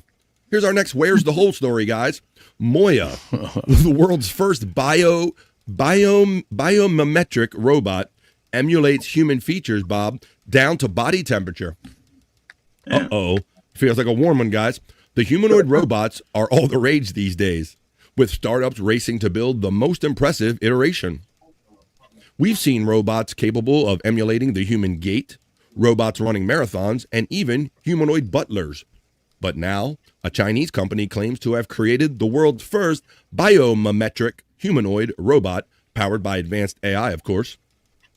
Recently unveiled by Shanghai-based robotics startup DroidUp, Moya, hey girl, how you doing? I'm giving that Moya that ass, is a humanoid robot designed to mimic a variety of human-like features, like bobbing of the head, from the natural gait and facial expressions to a realistic skin and even a body temperature of 89 to 96 degrees. The female version stands at 165 centimeters tall and weighs 70 pounds. Well, that's the ideal woman, I guess. It's like you like break it or something. Baba booey. Let me go. Has a devil set aside for me. Oh, I played that a couple weeks ago, Jerry Lahane. Or we did the Italian restaurant buoy or something like that. I'm listening to BF Live on vinyl right now. Both. It sounds better, both. It sounds better. I don't care what you say. It sounds better. It's higher quality, both. It sounds better. You hear the resolution in it? All right, let's go. You guys are awesome bringing all the callbacks to the Howard Stern days and the Baba Booey. According to a press release by DroidUp, Moya can be flexibly configured with different gender characteristics. That's a hello, Frisco, if I ever heard one. Hello. Hello, Frisco. Sounds very gay. And appearances. I could also hit that one, Bobby. Next, so many of them I could have hit. I was going to hit. I was raised by a gay man. Whether it's the male versions composed of strength or the female version where the guys say, no, where's the hole? Elegant and friendliness. Both can be flexibly configured. That's it, boy. That's a clue, peacunt. There's a hole. Huh. Both can be flexibly configured. One can put her legs behind her. No. According to different scenarios, such as business, healthcare, and companionship. I think companionship is the one we're going with. No. While the makers claim Moya has 92% human-like walking accuracy, videos of the humanoid robot in action suggest that the 8% difference is quite considerable, and that Moya's gait couldn't really be described as natural. Luckily, she has other things going for her, like the hole. Where's the hole? Look, there it is right there, guys. Look, they got him up and walking now. Before you know it, they're going to be talking back and asking filing for divorce, peacunt. Yeah. Thanks to the AI-powered camera behind her eyes, Moya is able to detect people looking at that ass. No, detect people in her line of sight and interact with them using both verbal expression and subtle facial expression. Last but not least, the world's first biomimetic robot has realistic skin that is warm to the touch. Uh-oh. Yeah. Body temperature may not seem important, but studies have shown that we gauge temperature through touch and relate to others and feel kinship. Although DroidUp described Moya as the company's pinnacle in bionic technology, the feedback to the biomimetic humanoid has been mixed. Some social media users were impressed by Moya's features, but but many describe her facial expressions and walking as unsettling. Once again, all you got to do is keep her still. And where's the hole? Here we go. Let's see if we 2 million yuan. Oh, how about the whole thing, Bob? It is so close to a human that, for some, it's uncanny. Moya is built as the world's first fully biomimetic embodied intelligent robot. That means it is integrated with advanced AI that allows it to perceive, reason, and act in the real world. The company that developed the humanoid robot says Moya can replicate human micro-expressions. Shanghai-based DroidUp says Moya's walking posture boasts an accuracy rate of 92%. It weighs 32 kilograms, is 1.65 meters tall, and has a body temperature of 32 to 36 degrees Celsius. Those features may be uncomfortably human-like for some, but DroidUp is counting on others to turn them into daily companions. Some Chinese netizens are not convinced. If she dares to take 2 steps near my bed at night, I'm throwing her off the balcony. It walks like a ghost, looks like a deterrent for burglars, and keeps creepy neighbors at bay. Moya is not just for domestic use. DroidUp hopes she can also be adopted in healthcare and education along with other commercial uses. Moya is expected to hit the market by late 2026 with a starting price of 1.2 million yuan. 173,000 US. Somebody's going to put a hole in it. Somebody will definitely buy that and put a hole in it. That'll be the next modification. Creepy neighbors like Perry. Exactly. Keep them away. Shut the fuck up. I tend to agree with him. All right. Let's see here. What other story I have? I'm going to wrap up the Not So Serious News the way I do every Not So Serious newscast with a sexy bikini report. And guys and gals, you might be with a significant other for a while and maybe figure out something about them. Well, this particular woman in our last story, the bikini report for the Not So Serious News, this woman discovers that it's not a joke. It's not just an excuse not to have sex with her husband. Apparently, this woman is actually allergic to her husband. The Bikini Report's going to tell us all about it for our last item in the Not So Serious News. Go ahead, Bikini Report. It's been a minute since we've seen you. Tell us of how a woman discovered she's allergic to her husband, and it's not just an excuse not to give her the booty. Come on. A woman recently found out she couldn't get pregnant because she's effectively allergic to her husband. Alex Murphy Klein and her husband Paul got married in 2023 and started trying to have a baby. When that didn't happen, they started the process of fertility testing, which didn't show any issues. They even tried a round of IVF with no luck before turning to genetic testing, and that revealed that Alex was immunologically incompatible with her husband's DNA. Essentially, her immune system saw his DNA as a foreign invader.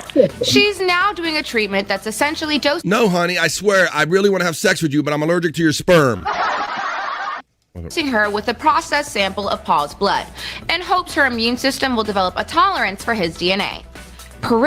I know a way we ain't got to do all that fancy testing, girl. I know a way I can introduce you to my DNA. Let me just say, I'm crazy, right? What's the oddest allergy you've ever heard of? Let us know in the comments, and remember to follow the Bikini Report for more daily headlines. Well, I guess it's official, Scott. I've heard them all now, buddy. Well, they do say, Bobby friend, that if you intake small doses of the thing that you're allergic to, you might be able to overcome that allergy. So, come on, ladies, come on. We'll cure you. Oh my goodness, that is the excuse of all excuses, Bobby Nick, right there. Honey, come on, let's do it. I really want to do it. No, achoo! I think I'm allergic. I think I'm allergic. Achoo! Well, every time I say achoo. Well, okay, there you go. Well, that's how we do the Not So Serious News here on BF Live The Vibe, and we end it just like that with the Sexy Bikini Report. That was the other news. That was the BF Live The Vibe Not So Serious News.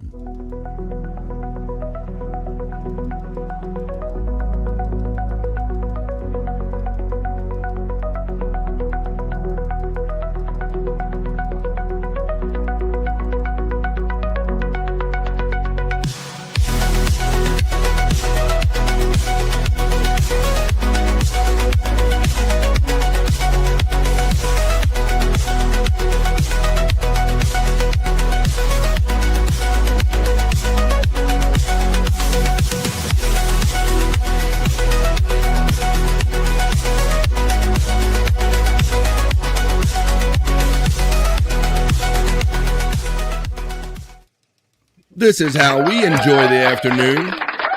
every afternoon, Monday through Friday from 12 to 3 right here. And sometimes we stay up a little after that if we're having too much fun. It is Wednesday, February 11th, the middle of the day, the middle of the week. Scott knows what I'm ramping up to. When Andrew sees me ramping up, go ahead, Bob. I just want to announce that I am now an official member of the Canadian Dental Care Plan. All right, yeah, Bob, get them teeth fixed. I got my card. I got my card. Fuck yeah. Don't put that. Don't put your numbers out there. They'll do like. I put the opposite side. Okay, there you go, buddy. Don't make doxing yourself or anybody else. That's awesome, Bob. No. So for those that not keep up with Bobby Nick's dental, his trials and tribulations, you got 8 of them taken out, right? Yeah. But then you had to switch it up, right? Yeah. Well, the thing is, like, I guess this was this new program that the federal program was implemented in like 2023. They rolled it out even more through 2024 and 25. Awesome. And so I guess it's all rolled out now. So yeah, I didn't even know I had to do this. But yeah, so my current insurance is not covering the full cost of my dental procedures. So yeah, I had to apply for this thing. You know what? Two Joints warned me because he had recent dental work. He said, no, you need to apply for this Canadian dental care plan. And awesome, I was like, I don't think I do. Boy, was I fucking wrong. Because now my shit's been put off till April.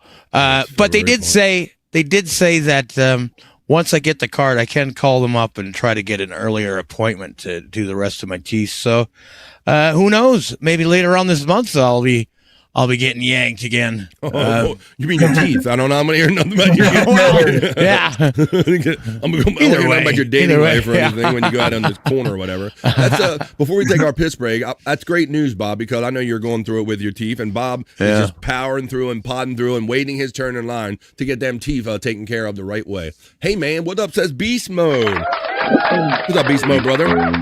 I thought I saw you up late at night doing your poker kind of gaming stream, hanging out. Check out our friend Beast Mode hanging out with us today. We're going to do a little piss break right here on BF Live The Vibe. When we come back, I got fun stuff we can get into. Scott was waiting for me to call. He was nice enough to sit and wait, but he knew where I was going anyway. When we come back, it's only going to be 2.5 minutes, y'all. When we come back, we still have to talk about the Rock You Like a Horoscope. We have to do the horoscopes for Wednesday to see what the stars have in mind for us.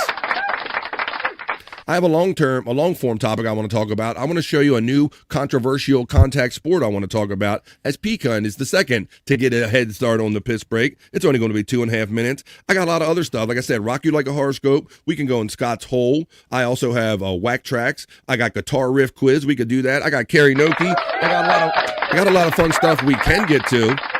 But let's see what we do get to after I take this brief 2.5 minute piss break on a fun middle of the week Whack-A-Go Wednesday right here on BF Live The Vibe stream show 479, folks. You see the guys already got a head start because they know what I'm doing. So this is your chance too. Ready, set, go. You can grab a drink, grab a smoke, grab a snack, grab a friend, and tell them that the midday party happens here if you're working and lurking. And if you want some fun and positive vibes in the middle of the day, we got you covered, and we'll keep you covering you after this brief 2.5 minute piss break.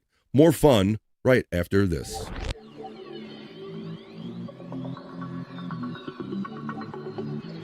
I think I need a piss break.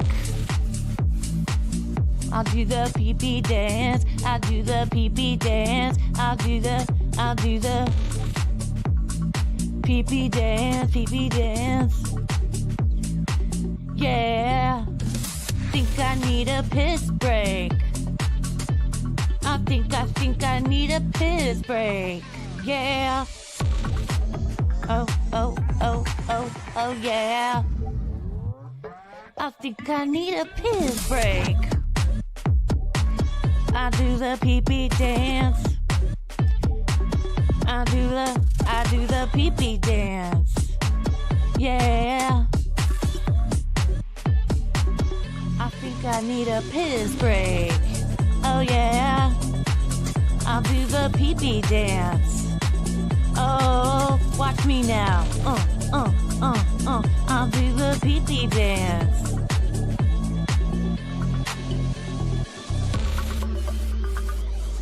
Come on, give it to me, that pee-pee break. DJ, hook it up. Drop that beat. Yeah. I'll do the pee-pee dance. I think I need a piss break. I think I need a piss break. Yeah, yeah. Watch me now.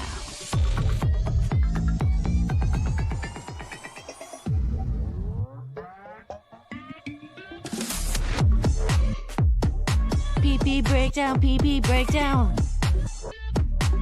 Break it down, pee-pee, yeah.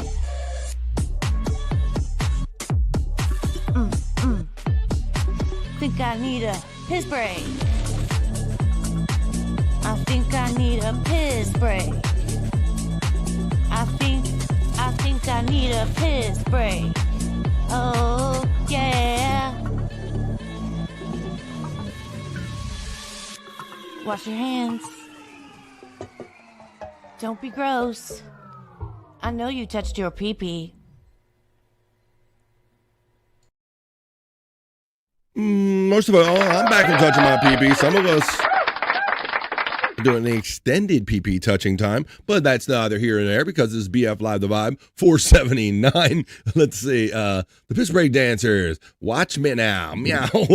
They are severe cat lovers, says Jerry Lane. Jerry always enjoys that song and mentioning the lovely DJ Electra, who is the creator of that and the performer on that. Blind Mike Show is their Sunday project every 2 weeks, producing 10 to 1. Yeah, I see that sometimes come up on my thumbnails when I'm hanging out on the weekend. I also see, the United States of Australia. I see those guys because I guess the time difference, a lot of times, I'll notice those guys on the weekend.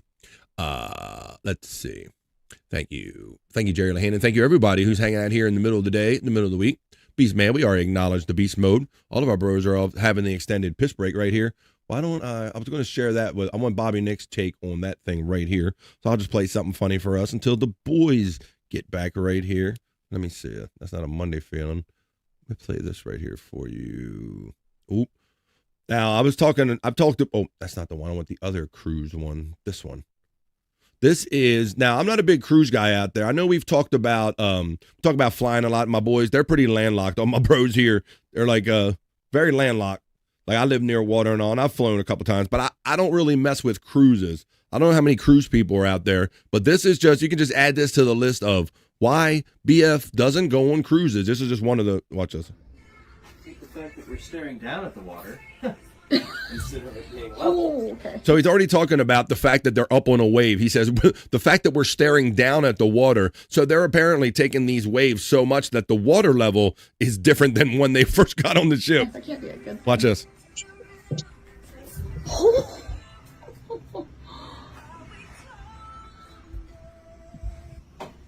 I am. Whoa, look, she is trying to stand up. Look at that. Look at how. Oh my God. They're not the wine glass. No. Uh-oh. Oh my God. Oh my God. Okay, got the boat. He said get off the boat at the end. Down at the water. So this is why. Instead of it being level. Oh, okay. Yes, that can't be a good thing. I never see the water through the glass. I am. Yeah.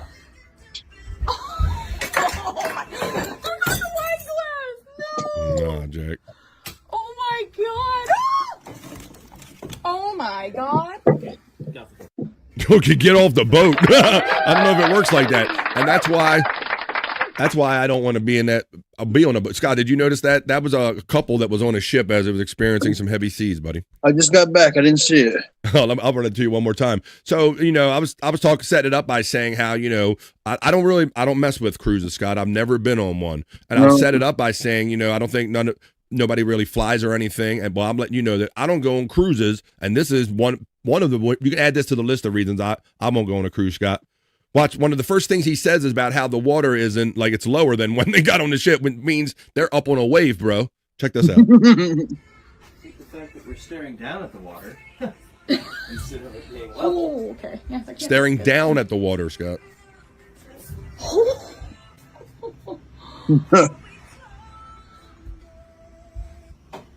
I No way. Exactly, Scott.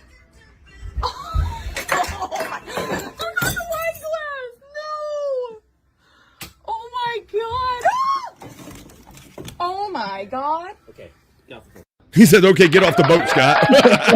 I'm like, and that's exactly why me and my wife say that we'd rather not be on one, because we want a chance to. Jerry Lehane says, "I'll take my chances on land where I can fight a shark and win or something." Yeah, maybe or something. Maybe so. Yeah. Yeah. So that's why you ain't gonna catch me on a cruise anytime soon, there, Scott. You will not. You will not.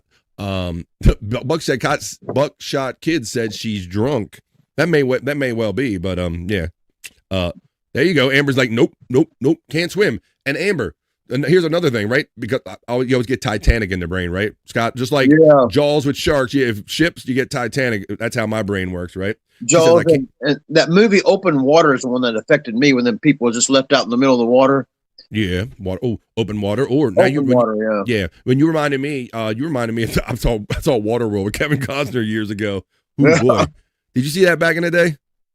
Yeah, I seen that one. I can hear the disappointment in your voice.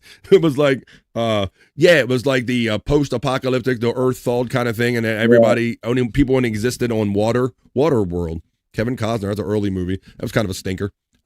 She drunk. Buckshot Kid said, take your chances on the land. All right, Scott, I'll start talking about this with you, and maybe Bobby Nick's in the background who'll listen, but I started seeing some things coming up in my feed like pretty recently, like yesterday, Scott. Everybody's had suspicion about Kurt Cobain, if he actually killed himself, and some people have speculated maybe it was somebody else, like maybe it could have been the spouse or something like that, right? Yeah. Amber makes a good point. She says, never saw Titanic, already knew the ending. That's a good point, Amber, about some of those history movies. It's like, that's something like, I saw enough from history that I don't need to see it like Hollywood dramatized. But Scott, I thought maybe this was like some clickbait, and it may well be, but it does seem to be something that's recently popping out here about new suspicion around Kurt Cobain's death. I've seen multiple reports on this. Kurt Cobain may have been murdered. New report claims, Scott. So, like a lot of people were saying, hey man, check this one, check that one, or whatever. This is a homicide. We've got to do something about this. A forensic specialist, Brian Burnett, and let me see the date on this article, Scott, just to give you an idea. It was dated just yesterday, buddy. So this isn't like any kind of a clicky stuff that I was kind of pulled just for a story. It's kind of out there. Forensic specialist Brian Burnett has demanded that the Seattle Police Department reopen the case into Nirvana frontman Kurt Cobain's death, ruling that his death was a homicide rather than a suicide. Although the medical examiner's office has ruled that Cobain's death doesn't require further investigation, a team of private researchers led by Burnett has determined that his gunshot wounds were more indicative of a murder than anything self-inflicted. And that's via the Daily Mail. Kurt Cobain died on April 5th of 1997 at the age of 27 in his home in Seattle. The cause of death was ruled to be a self-inflicted gunshot wound. Now, almost 3 decades later, a new report suggests that Cobain was murdered, with the perpetrators forging a suicide note. Here's some of the inconsistencies that he points out. He says, there are things in the autopsy that go, well, wait, this person didn't die very quickly of a gunshot blast, said the independent researcher, Michelle Wilkins. The necrosis of the brain and the liver happens in an overdose. It doesn't happen in a gunshot death. Burnett and Wilkins proposed that Cobain was drugged against his will, causing a death by heroin overdose. The killers then allegedly shot the rock star and made the scene look like a suicide. Our office is always open to revisiting its conclusions if new evidence comes to light, but we've seen nothing to date that would warrant reopening this case and the previous medical determination of death, said the King County Medical Examiner's Office. Wilkins also argued that Cobain's suicide would have been logistically impossible given his physical incapacitated state, Scott. They're saying that he was so messed up on the drugs, he wouldn't have been able to do the things he had to do to shoot himself the way he did. He's dying of an overdose, and you can barely breathe. His blood isn't pumping very much. I mean, he's in a coma, and he's holding this up to be able to reach the trigger to get it to its mouth? Crazy, he says, Scott. So they're saying with all the drugs that were present that they don't believe that he had the functional ability to actually pull all of this off. Multiple reports to reopen the case have been rejected by Seattle Police Department. He says, if we're wrong, just prove it to us. That's all we ask them to do, Wilkins said.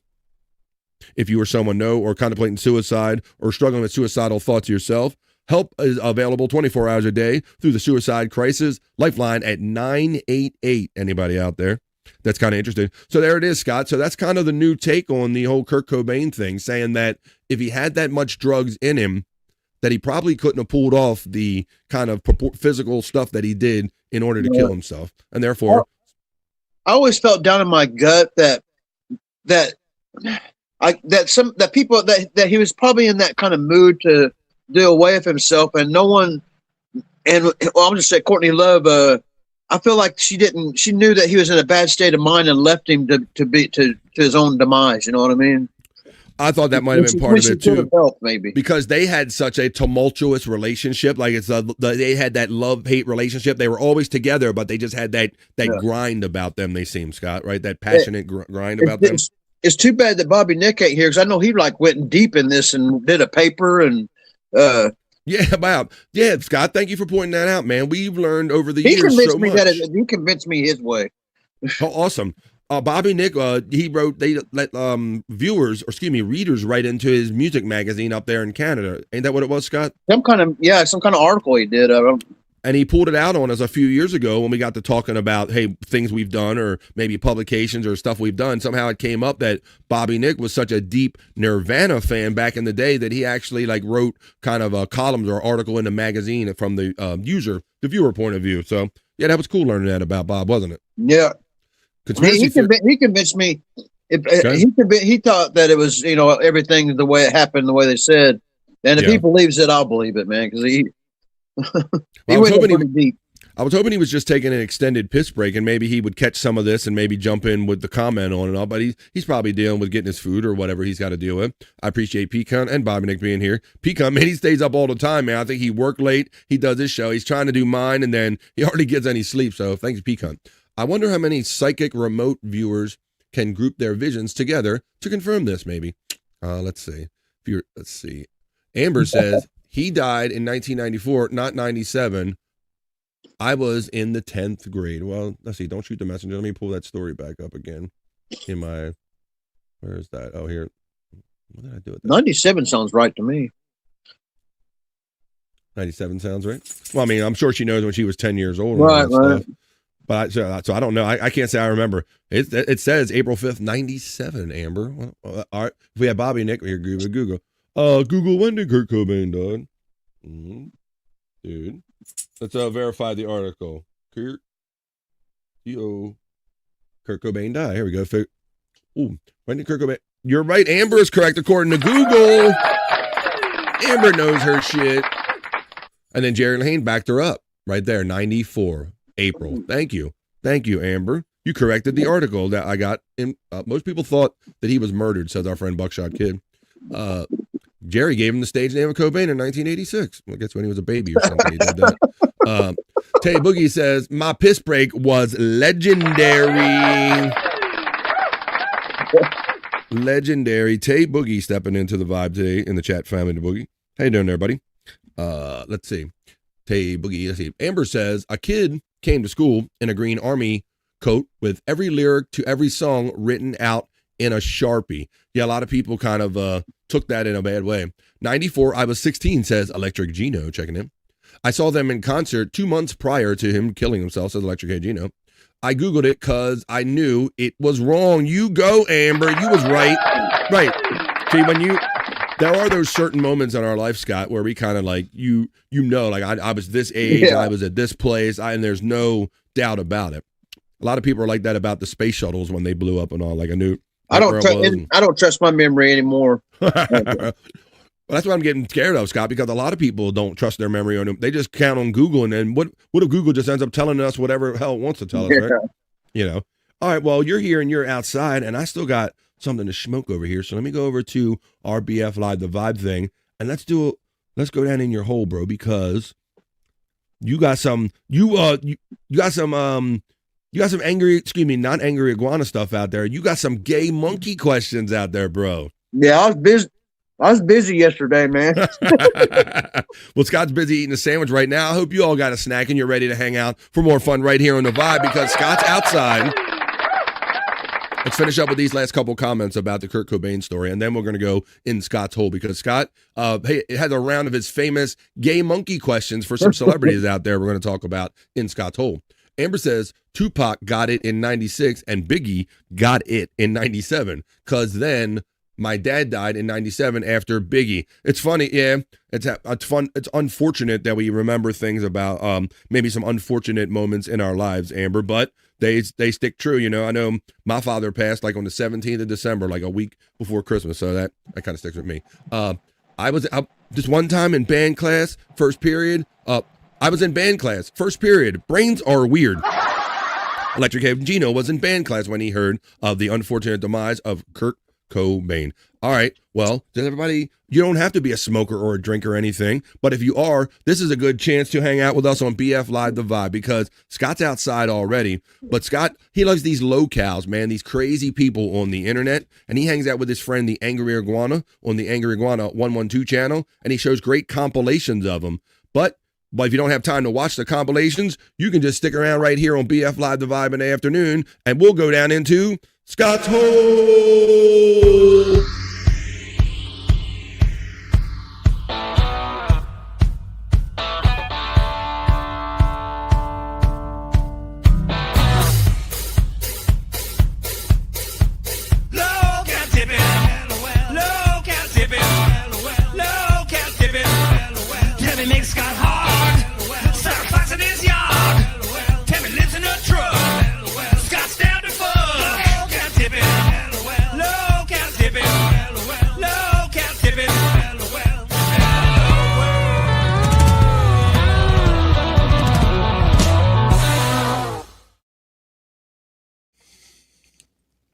Tipping, LOL, Cal, down in Scott's hole, all the boys are back.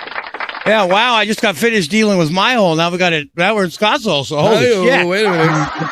Well, it's funny, Bobby, Nick, because I tried to delay a little bit. I was I did a little long form topic. Scott and I discussed the recently revived talk about the suspicion around Kurt Cobain's death on social media in the last day or two. Have you seen that, buddy? Oh boy. You didn't see it? I have a little bit. Yeah. What do you think, Bobby Nick? Bullshit. He killed himself. That's what I told him. I told him you about your paper. Something about your paper you did or something.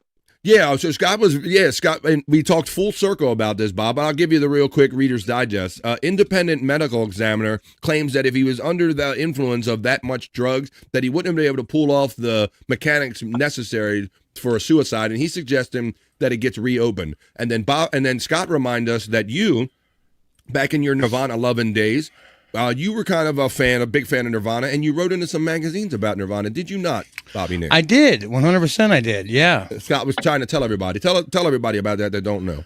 Yeah, I got into Grunge magazine. It only had one printing. I was the only it was the only episode or the only printing of it that ever existed. But I was part of that, so it was pretty cool. Right. You know? But yeah, as far as what people don't realize is that when you're a heroin addict, you get your body tolerance heightens. You know, you could take more than the average person. Maybe he was known to be on it for a while. I guess he 100% was. What up, gang? Rev, what's with the brouhaha? You must have brought it because there was no brouhaha until you came, the Reverend Wild Bill. He brought all the brouhaha. I understand he had a Krogering trip planned, Pecan. Yeah, it sure did. Yeah, he said it right after our little show that he had to go Krogering. Bill, get me that one off the shelf. Not that one, the other one. Not that. That's kind of how his day probably went. No, not that one, you idiot. Put that back and get the other thing, Bill. Is that what you just did? You went Krogering with the missus? I hope you had fun. Did you get them good samples maybe or something, Bill? Rev, what's up, gang? Says our friend Tay Boogie checking in. Jerry's letting us know how he named Kurt Cobain. He gave him the name and all that shit back there in the day. Tupac is alive. He was in that beer commercial. It must be true then. Tay Boogie, cheers, sir, from the Reverend Wild Bill. Tay Boogie says this during his live show. You got to go see Tay Boogie. He said, sip. So sip to you, my friend, says Tay Boogie. I got a little agua right here. I'll sip to my friend Tay Boogie. There we go. Yep. Tay Boogie will hit a joke. If you go out and see Tay Boogie, you will not be disappointed. And at some point, he'll work you over, get you drunk, and there's a point in the show where you got to sip. Go check out Tay Boogie live doing his comedy. Hey, Reverend Wild Bill from Buckshot Kid. Sip to you, my friend. Tay Boogie. Reverend knows what's up if he's been to a Tay Boogie show. Reverend Wild Bill says it was the fault of Courtney Love. A lot of people went right to her, Bobby Nick, at the time, didn't they? They were like, yeah. She had it. She paid people to have him off and shit like that. You know what? I will give her blame 100% because she's a crazy fucking cunt. You know? But she didn't do it. Reverend Wild Bill says he goes by himself. Does she get on the phone and say, no, Bill, not that one, the video call. Get the other one. I'm still why do I have a feeling I'm right about that? Have a great show, fella, says Juggle at Jan. Thanks, Jan. Reverend Wild Bill, he knows the sip. He's been out with Tay Boogie. Scott Force and Bro Dog to sip. There you go. LOL. I blame her, says Reverend Wild Bill. Oh, we got the red Solo cup. Yeah, he was seen. I think Tay Boogie seen me trying to give Bro Dog a sip, and he was turning his head. He won't do it now. I see that. Red Solo cup. Let's see who's checking in. Speaking of which, is he? Oh yeah, he has been back here. Bye, Jen, says Jerry Lahane. I say good day to you, sir, the fat pig. We're in Scott's Hole right now. We're trying to get down in Scott's Hole. We're going to watch Locals. And Scott did a round of asking his famous question, if you had a gay monkey on your back. Tay Boogie is laughing and having fun in the chat, and that's what's up. Let me see if I could find that real quick. Do I have the original one that Scott asked Perry? Do I have that in the Perry thing? Let me see. I have Scott folders. I have Perry folders. Eating. Oh, here it is. Oh, well, this was. I got you asking that crazy guy. That's kind of even better. This is. Oh my God. Oh God. Getting begun. If you had a gay monkey on your back, would you leave it there or beat it off? Nigga, I'll wrestle with it, right? Wrestle with it. I don't like monkeys. He don't like monkeys, Scott. Monkeys are ugly. Monkeys are ugly. They're ugly. I don't like their tails. I don't like their tails.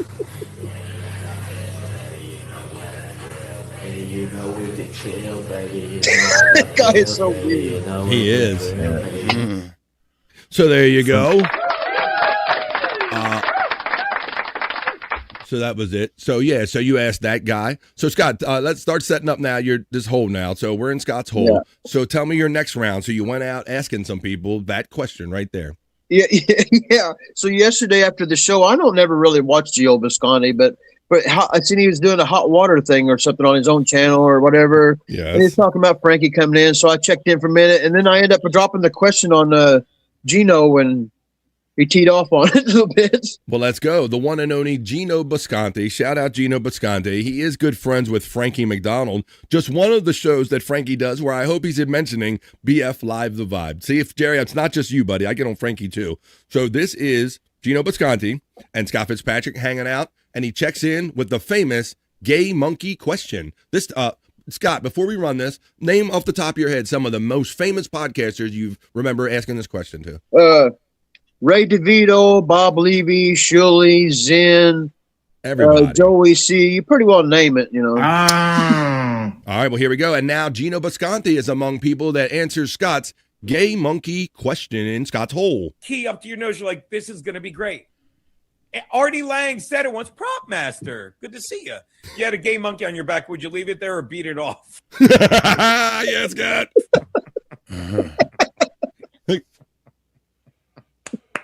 Keanu, if you had a gay monkey. He's asking Keanu. He asked Keanu. Oh, yeah. Here we go. Let's go. All right, come on. Up to your nose. You're like, this is going to be great. Artie Lang said it once. Prop master. Good to see you. If you had a gay monkey on your back, would you leave it there or beat it off?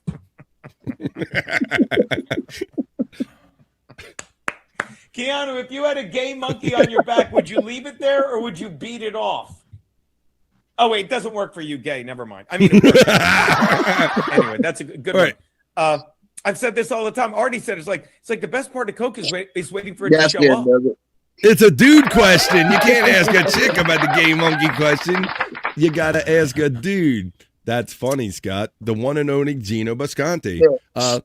We got it kind of reoccurred throughout his show as people in his comments and playing with it a little bit and stuff. Oh, did they? People threw it around after it? That's fun, man. That's fun when you can throw one out there and the chat enjoys it and they go, yeah, that was good. Let's kick it around a little more. Or they come up with a different angle on it. Well, we are down in Scott's Hole. And you might have heard we had a cool intro song that I'll play at the end of this segment right here. I also have a secondary song for what we do and what you're required to do when you're down in Scott's Hole. Down in Scott's Hole. We're here to smoke a bowl. Smoking a bowl. And watching locales. Down in Scott's Hole. Smoking a bowl. She likes to fly.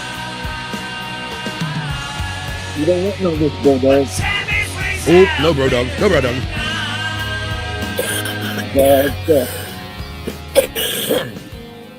God. The Puff Puff Pass, all up in that ass, goes out by Reverend Wild Bill. Electric. Hey, Gino is laughing, which is great. They're talking about Gino in the chat right here. That was a great one, Scott. We have So Smooth. Oh, to smooth things over, we got to say, Jerry's always saying something in broken things. Let me see, Jerry. Electric Head Gino, he definitely got daddy issues. Ha ha ha. So that was a good one, Scott. Oscar Electric. Look at this shit. I love you and miss you. Almost every single one of you. I like that. It's qualified, just in case you don't know who's here or whatever. And then it gives us all one, hey, am I that person? Oscar Electric steps into the vibe. What'd I do? Who is it me? Was it me? It wasn't me. Oscar says, BF, my brother. Bobby Nick. P-Cunt, my brother. And Scott, you get the big shout out by Oscar Electric. He's not always in the vibe chat anymore. He's been busy. Scott! I think he's been busy lifing it, but he told me he misses us and he wants to get back and hanging around in the chat again. Hello, hey, Bill. To you, Oscar. Exactly. Yeah. Scott's work is paying off, says Electric. That's right, Juggalette Jen. Reverend Wild Bill, hi. Hope all's well with all of you great people. Oscar Electric shouts out to all of us here. A bro man, so many elements that you see. Not a bromance, a bro man, I said, is what I meant. Man, should have said man, he's a bro, but I ended up saying bromance. But I digress. It's a little bit of a bromance. All right, Scott. So you're not done. This is the next one is our boy Frankie and Gino again, right? Yeah, I done tuned out, but I think Stormy sent the Yeah. Runs in the family in Scott's Hole. Stormy is coming in Scott's Hole today. Oh, that didn't sound right. I'm going to stop. I'm mixing too many words. I'm mixing too many words and phrases together. I'm going to just show clips. All right, here we go. So Stormy, after Scott was done watching with Gino and asked him the gay monkey question, Stormy stepped in while Frankie was on and had some fun with Gino. Scott, you want to set it up or should I just roll it? Just pretty much just roll it. He just lays it on Frankie. Oh, he lays it on Frankie. Yeah, That's yeah. where Frankie gets the question. Right. Awesome. Well, let's see Frankie. Now, Gino kicks the gay monkey question to Frankie Stout. Now, dare I say, would you feel guilty asking Frankie this question like you were making him feel weird or something? You know, I did before, and I got a little bit different answer. All he did was tell me there are no monkeys on his back. Oh, boy, here we go. Let's watch this. Here we go. Look, Frankie, let me ask you something. If you had a gay monkey on your back, would you leave it there or would you beat it off? He had just let jump it off. Just let that gay thing jump off. Frankie, I don't know if you've been watching the whole time, but I was talking about. You go. Good answer. Frankie is right. All right, That means the football season's now finished. What's that, buddy? Look, And Frankie let Gino know that football season's now finished.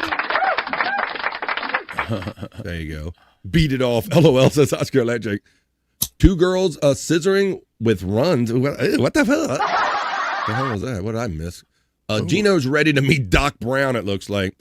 I don't know if you guys have been picking up what's been going down on Replayables, but Todd Brand is a friend of the show and a friend of Chris Abel's and a friend of Gino apparently, and he's trying to mix all of these waters together. So I don't know if Gino's going to make an appearance on Replayables or not.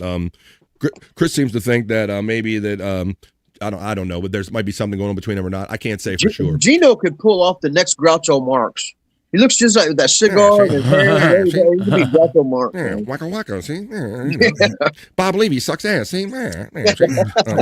Charlie Chaplin. Yeah, I watched Tune In to Gino one afternoon when Frankie was on there, and I think Bob Levy sent Gino something in the Cash App because he looks down at his phone and he goes, Bob fucking Levy. He like fucking does that because he's got no super chatting or nothing, right? And I'm like, how's he talking to Bob? And he goes, Bob Levy with $2. And he goes, Frankie, isn't Bob Levy like a mess and he's not ain't what he used to be and all this shit? And Frank, yeah. He's like, yeah. So it was funny. Shout out to Gino and Bob and all the fun. All right, Scott, I think this next one involves your stepson. Oh, okay, good. Yeah, I was hoping we'd play this one. Jake Huston, right? Yeah, he's got a. What's up, guys? Hey, buddy. That $1 million small. Trying to make it. So Scott, tell us about. So we're talking about Jake Huston, the ever loving Jake Huston. Scott, so how did you get this? Tell us the setup, and you're trying to get Jake back in the fold. I was just looking to get me some clips, man. I just happened to roll up on this gym. All right. So so this was just Jake doing his regular show about cash app, you can give me money. There's a shout out and so and so's the best there ever was type of thing. Sorry there, Buckshot. I definitely mixed the context of that. Sometimes I should leave the chat alone. Bobby Nick, I love your new background, proclaims Oscar Electric brother. Thank you. High praise. Yeah, Oscar. Oh, look at this beat gun. He's got what's he got? BLM. What's that? Just Hudson Live Matter? What is that? BLM. By the way. Oh, you're muted, Pecan. It's Begonia's Lives Matter. Who lives? Begonia's lives. Begonia's Lives Matter. Begonia Lives Matter. Fuck you, Pecan. By the way. All right, so this is the guy that Begonia Lives Matter. So this is the guy, Jake Hudson. Scott was out there. So you were watching? You're watching? Well, I was just looking for him. Although this one here's another game monkey, Bobby Nick, or Bobby Fran. I mean, all right. Well, yeah, I was watching and Jake just dropped the question for me. I like this. This is one of my favorite things that can happen sometimes too. Well, someone will ask it on behalf of Scott, like Matt has done it in the past, and Terry Nee has asked the gay monkey question. So it's fun when somebody asking on your behalf. So this is what's going on here. This is Stevie Lou here. I didn't even recognize him. When I see the Lou. He looks like Santa Claus from the Year Without a Santa Claus or something. What the fuck was that? So, when you get a claymation beard? Scott Fitzpatrick from No Filter and stuff. I love Scott. If you had hey Stevie, if you had a gay monkey on your back, would you leave it there or would you beat it off? I would beat it off. Oh, wait, no.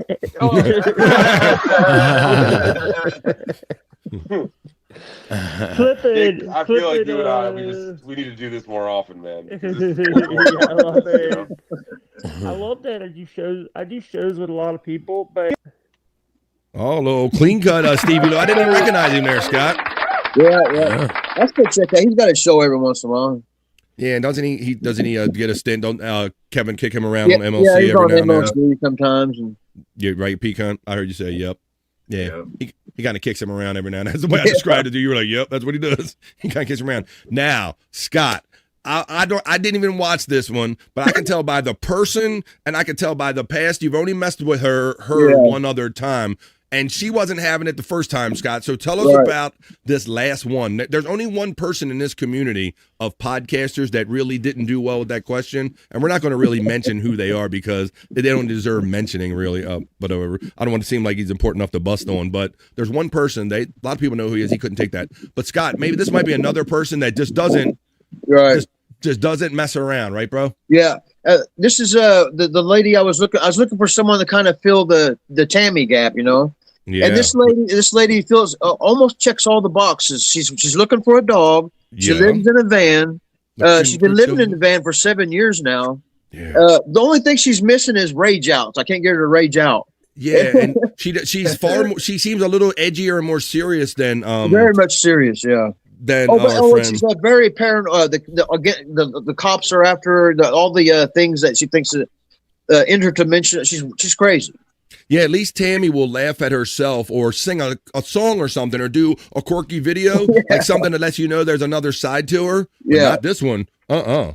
This one, she don't do that, does she, Scott? No. She's No. like, she ain't like Tammy, because Tammy's like, what? What, Tammy? And for some reason, she thinks that understand me? I'm sorry, Scott. For some reason, she thinks I'm a federal agent. Every time I like- show up, she goes, "All the feds are back." That's right. They're trying.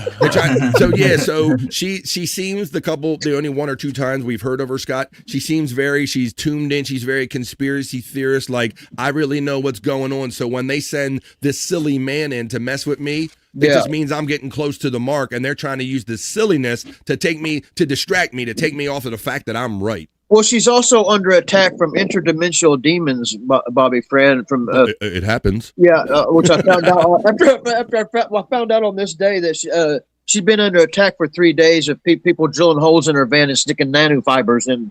We have to hook her up. We got to hook her up with Satellite, dude. Because Satellite Man messing with my teeth. Satellite Man making my dog sick. Satellite Man doing this.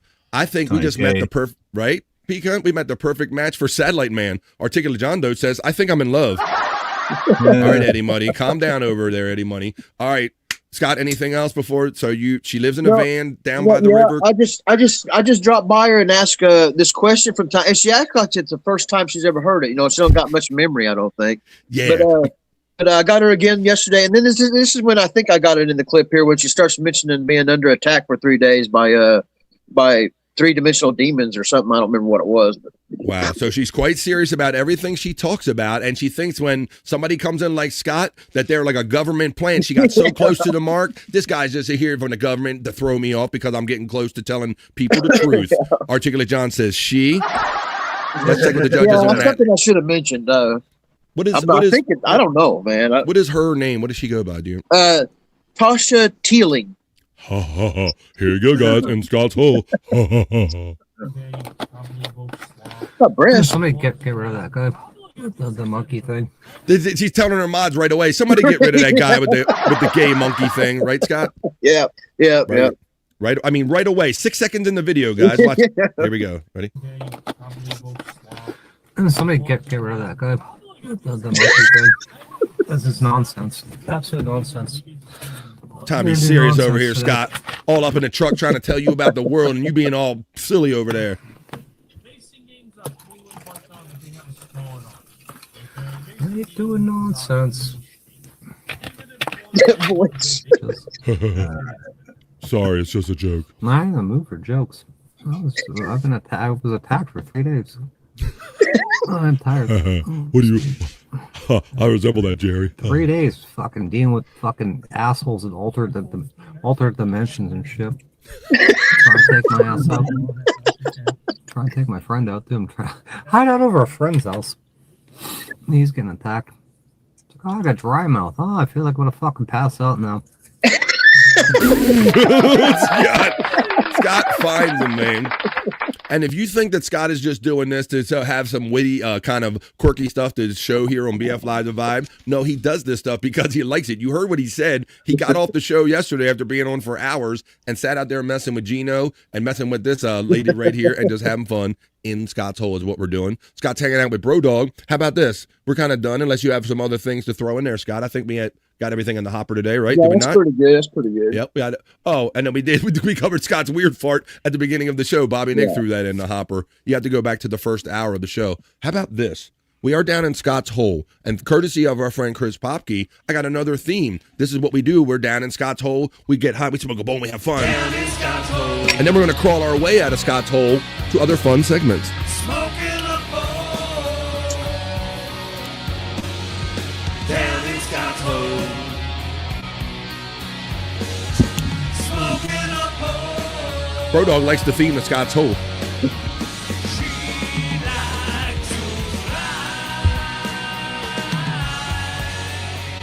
But Tammy's ways have been denied.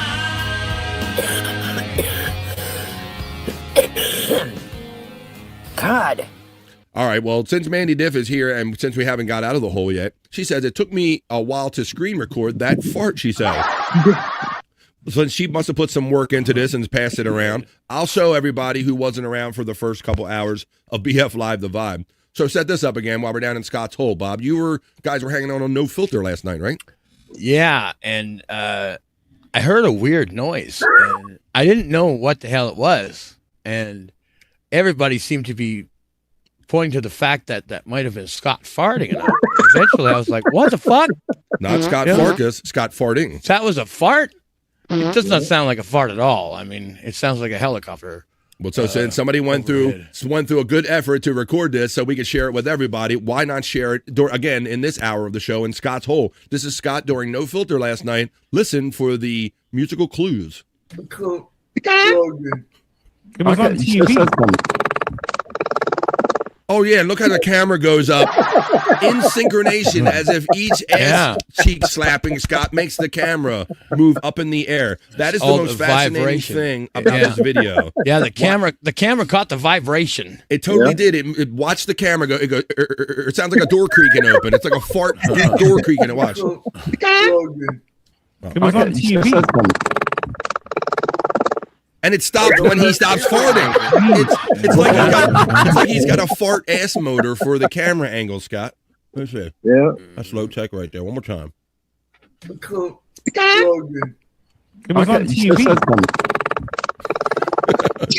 I don't have cable.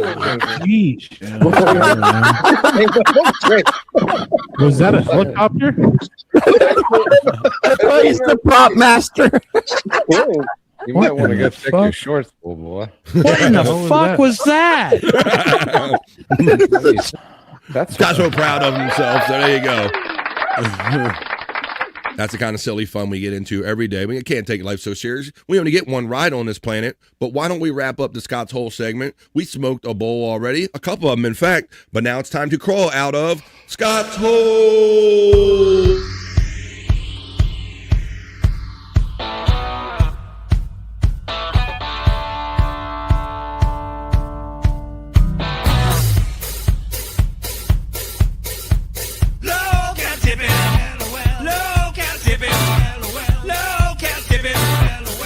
Make Scott hard. Start flexing his yard. Tell me lives in a truck.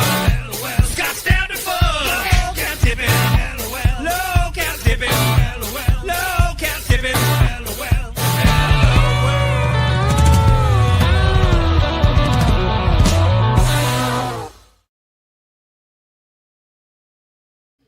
Hey, folks. That was Scott's Hole. Can I ask you a question? Are you having fun today?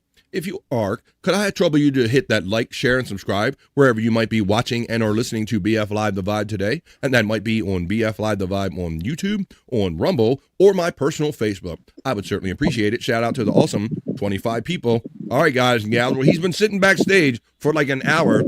I don't know if he's been live or not. He's been cutting shorts. I've been checking on him. He's cut some shorts. But that's okay. We haven't on the show yet. He wasn't on the show yet. Well, let's see how it goes today. Let's see if he's ready to play America's favorite new game show or get tomatoes thrown at him. He's my friend. He's yours, but he's pushing it. He is Andrew the Giant. Paint the chat red.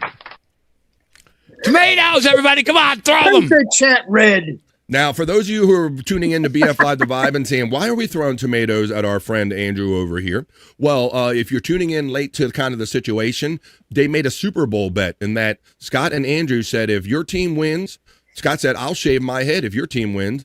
But if your team loses, you must just come on whatever show you're doing, it could be BF Live The Vibe mostly, and come on here and just do one show, no recording, no other devices, no lives, no nothing. How you doing with it today, Andrew? Good. Well,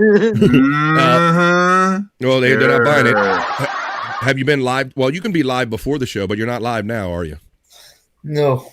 Okay. Now, Andrew, how about this? Just shut your damn iPhone off for the rest. It's just not even an hour left, dude. Shut your iPad, I mean. I'm not even on. Well, see, he's still not answering the phone, guys, but he has joined us. So let's see how fast or slow. Oh, wait a minute. Let's see the tomatoes being thrown at. Tomatoes by Fat Pig. Wing them tomatoes, says our friend Jerry Lahane in here. What all tomatoes? Look at this. Mandy Diff with the tomatoes. Buckshot with the tomatoes. Stuffed shells and tomatoes, says Mandy Diff. She's doing 2 and 1.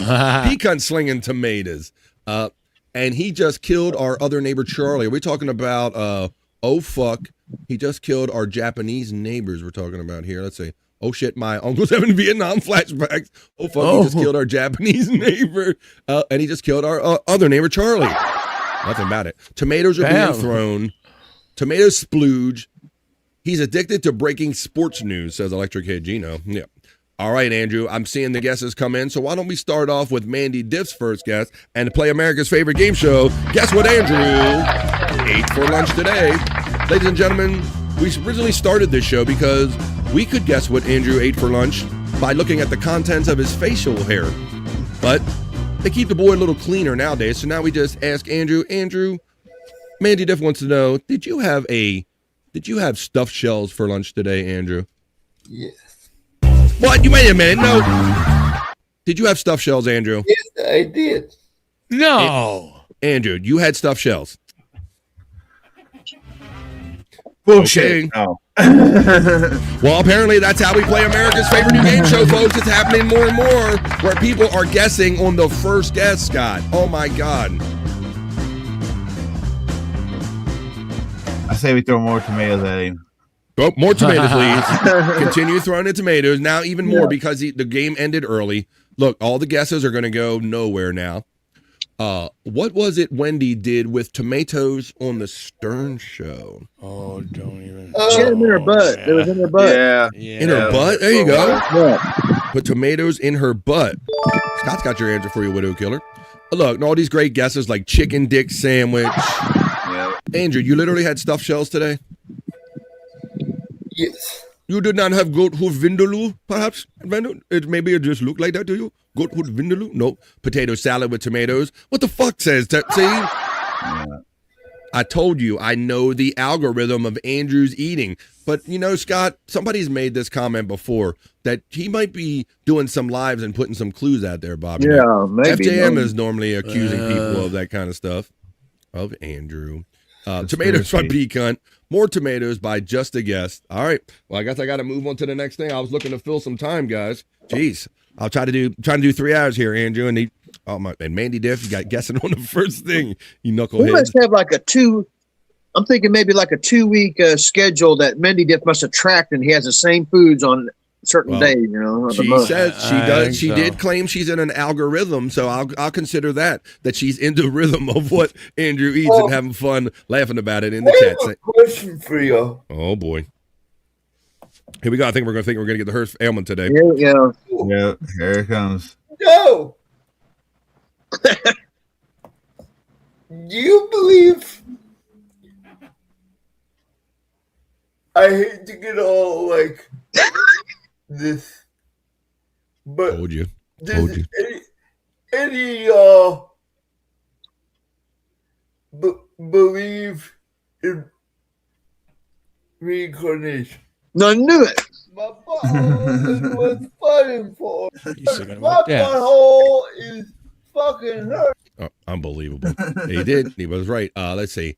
My stone brain. Oh, wait, don't tell Mandy she's a cheater. If she's like a card reader in Vegas, that's not really cheating. She's like card reading Andrew's kind of meal card. So there you go. Yeah, there's an email list out there somewhere with the food calendar like in grade school. Today, baby's having broccoli and cheese and chocolate milk and all that stuff. I can't cheat. Scared the hell out of cheating. Oh, shut it, Andrew, says the fat pig. Can't believe anything Andrew says now. No fucks given. NFG. Uh-oh. NFG. Tomatoes. Throw them tomatoes, everybody. Come on. Paint it red. Paint it red. Paint the town red and paint his wife whatever. That way I can do. Maybe you'll come back as a bicycle seat, Andrew. That's his dream. He wants to be reincarnated, Scott, right? Yeah. Yep. I get it. It's gonna come back as a tomato plant. Do you all believe in that stuff? I don't believe in that myself. Not reincarnation. That's silly. Yeah. Yeah, but sometimes a bird or something flies around me and I act like it knows me. Like, you really know me? NFG, no fucks given. Tomatoes by Just a Guess. Pig is getting acknowledged. No, I don't believe in reincarnation. Or do you believe you can fly or touch the sky? But we will have a new body, says our friend Mandy Diff. The Fat Pig says, so what's Andrew going to do for his last 2 weeks on Earth that he's been telling us about? Andrew's he's on the... God, my bone dance. I can feel my bones getting less dense as we sit here, guys. I can feel it. It's going away from me. I can feel it. Mandy getting love from our friend, the Fat Pig. Well, why don't we do this 2:27, which means we're coming up on a half hour left in the regular 3 hours we do right here on The Vibe. And it is Wednesday, after all. So why don't we see, since it's the middle of the week, we made it this far. We saw what the horoscopes held for us on Monday, but now it's Wednesday, folks. So why don't you throw your astrological signs in the chat? I'll make my way over to my horoscope reading desk, and I will caress my crystal balls ever so gently to bring you the Wednesday edition of BF Live The Vibes Rock You Like a Horoscope. Let's go. Rock you like a horoscope. Plan. Rock you like a horoscope. Plan.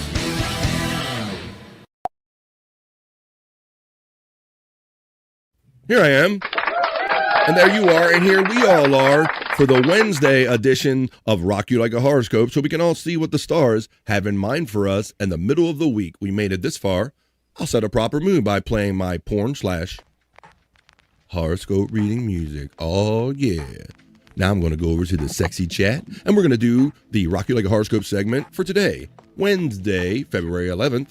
Pecan 420 was first in. He's excited, and he asked for Aquarius for Pecan and Sagittarius for Mama Pecan.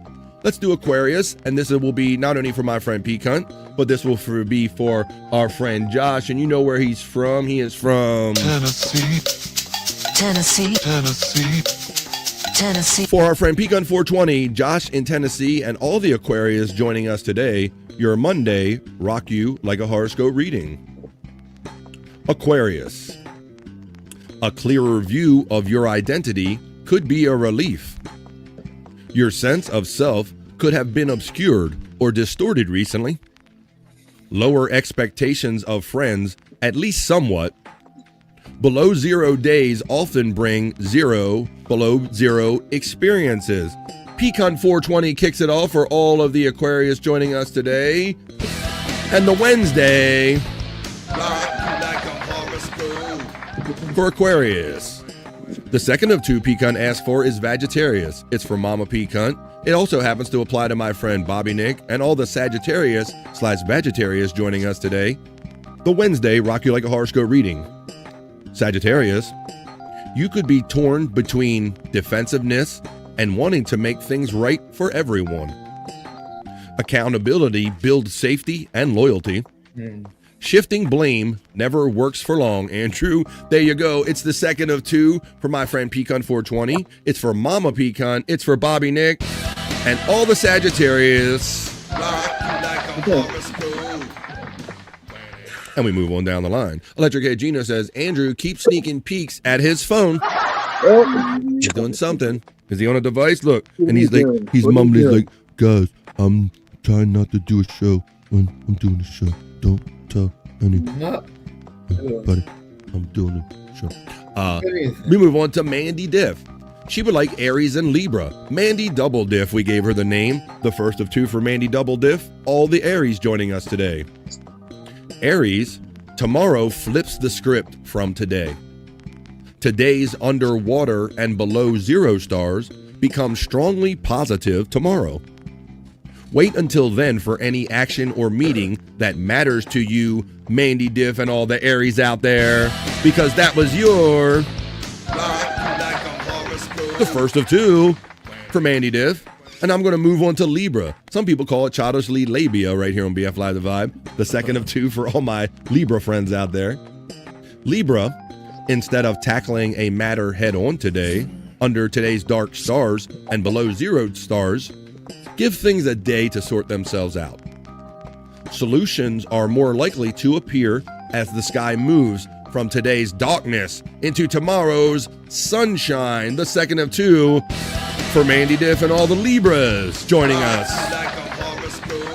the Wednesday Rock You Like a Horoscope reading, and I'm going to assume those tomatoes are for Andrew and not directed towards me. I'm going to move on for the next astrological signs.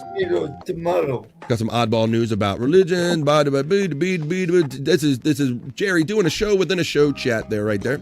Let's see. Grasha's BF, and to that I say Donata, Peacunt 420. There's all the Nightbots running for all of our friends. If you care to help them out with their stuff, it's all free. Jerry Lahane says, one name John. He's good. Like I said, once again, doing a show within a show.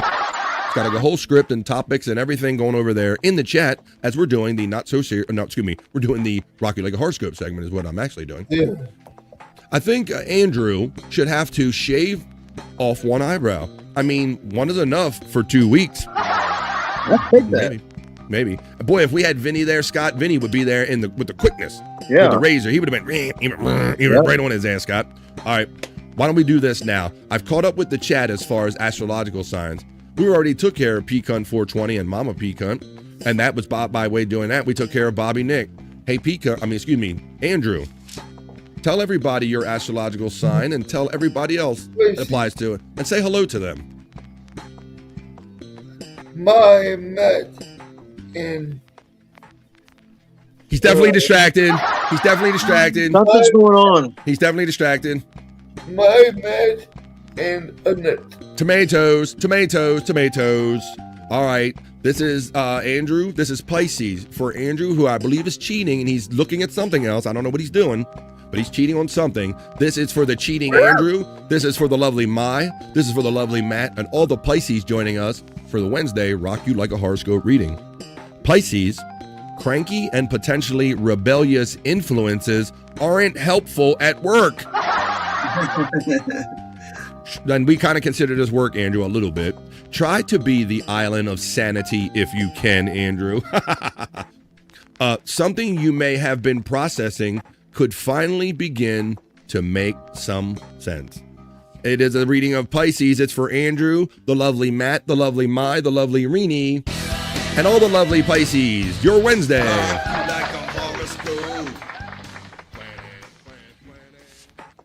Let's see what else is in the chat. I think Andrew should have to shave off. We got that one. Widow Killer says, I say shave off half an eyebrow to make it look more ridiculous. And then Widow Killer steps in and he asks for the two that the absent space nerd normally asks for. She asks for Leo and she asks for Virgo. Virgo is mine, so let's read Leo and get to Virgo. The first of two for my friend Space Nerd by way of Widow Killer. The Wednesday Leo Rock You Like a Horoscope reading.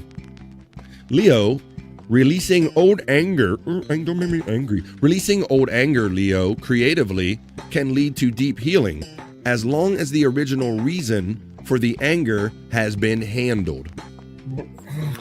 If affronts continue, it's not past yet. It's still present.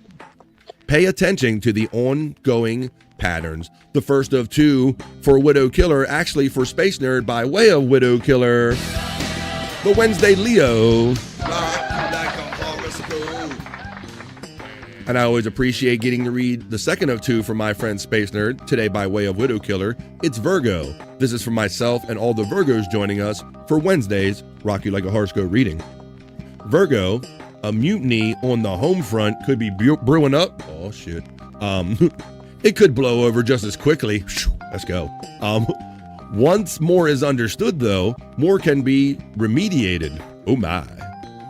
By tomorrow, things should calm down considerably. Well, it sounds like I dodged a bullet all in my Wednesday. Apparently, I dodged a bullet. I saw the bullet and I dodged it right in the same horoscope for Wednesday's Virgo Rock You Like a Horoscope reading. Andrew is live on D Live. On D's Nuts Live? What is he? He probably found a... You lying sack of shit. Uh-oh. Ooh, Andrew's coming out the box on you, Matt. Coming out the box on you, bro. We have some breaking news real quick. Oh, boy. Yeah, this is going to be a health thing. Here we go. Gary Sanchez on his way back to the crew. Dirty Sanchez? That's the only thing I got out of it, Scott. Gary. Andrew's like, he'll just spit out stories like we know what he read and he's thinking the whole time. No matter how many times I tell him to set up with context, we don't know what you're thinking, Andrew, so we don't know any of the people you're talking about. So what you say is there's this MLB player named Gary Sanchez. It's Scary Gary. His brother name's Dirty Sanchez, right? But tell us up now, who did Gary Sanchez play for, Andrew? The Orioles. Really? Now where's he going now, Andrew? Crew. Who? Motley Crue? Brew Crew. See, we don't know your frickin' slang, you knucklehead. Once again, he thinks we know all his gay brew crew slang. Like nobody calls it the brew crew on purpose, pecan. We don't know none of that stuff, right? It's a gay crew. It's totally. I mean, but it's like 75% gay, right? Look at that. Like, not the gayest thing ever, I guess. Let me see. Andrew, how are your bones today? How are your bones? They feel like they're leaking, bro. Motley Crue has a guy named Gary Dirty Sanchez? I guess Electric Haydeen. There's something going on there. Wow. I can barely feel my fingers. When I'm with you, and I love it. Yes, I love it. I can barely feel my fingers when I'm with you, and my bones are leaking. If he said breaking news, does that mean he's watching something else right now? I believe it actually does. Well, you got breaking news from somewhere, Andrew. Can you feel that booger? I'm on Facebook scrolling. See, you're on another device. That's somewhere else. That's somewhere else. That's what we're telling you. Get out of here. Stop that. Just pay attention to what you're doing. He's the one that called Dr. Feelgood. He's the one that's going to internally decapitate you. Busted. That's right. All right. Well, Andrew got me flown through a loop once again in the middle of a segment, ladies and gentlemen. Cold busted. I am trying. Sam, fuck, am I supposed to do sports news then? If I can't. Just while we're on the show, there's the only time you can. All right, well, Andrew found a way to wedge in a little bit about him here while we're trying to wrap up a segment I'm forgetting we're doing. We are doing the Wednesday Rock You Like a Horoscope segment. Let's do the go around because we haven't even done. Hold up. Wait a minute. The scream of horror means only one thing. We have breaking poos here on BF Live The Vibe. Sorry, folks. We'll get back to the horoscopes in a second. Uh-oh. Oh my God, that's horrible.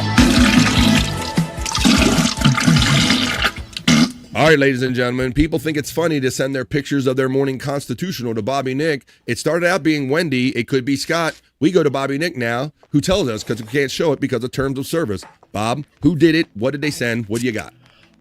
It's Jake Hudson. No! We got a ringer. We have a ringer in breaking poos. Courtesy of Spawn, but it's still Jake Hudson. Jesus Christ. Holy mother of pearl. God. The water is just filthy. Like, it's all brown. Oh, God. I don't know how many logs are in. I think there's like 3. I think I'm counting 3 logs in there, and they're solid. They're solid logs. Jake must eat a lot of cheese. Oh man, it's like, I don't even know, guys. This is horrible. Like it's like a pie, a mud pie mixture. Like some kid's been outside all day playing with his toilet. Oh, I don't know. Well, there you go. Man, is there any blood happens in the middle of a segment? There's no blood in it. No, there's no blood in it. But of course, those stains on the actual toilet seat are still there, proving that they're just permanent. They're permanent. It's a permanent fixture of the toilet. There's no way you're gonna get those brown stains off. I remember one time they were more of a reddish color, but these days they seem to be more brown. So Spawn, who sent this picture to you through of Jake by way of Spawn, he says it's S on S, laying on days old shit, basically. It's gotta be. It's literally gotta be, yeah. He's stacking logs? We're stacking logs. Stacking logs. Yeah, Stacking 100%. wet loose logs, apparently. The water is so dark, a fetus could be underwater and no one would know. Get a hot bucket of hot water. Hot water, Jake. Says, hot water, but cook it. Wow, a third entry today. Wow, it always changes. It started out with Wendy Pack, and then Scott said, I want in on this action. And then now Spawn with Jake by way of Spawn gives us breaking poos directly to Bobby Nick.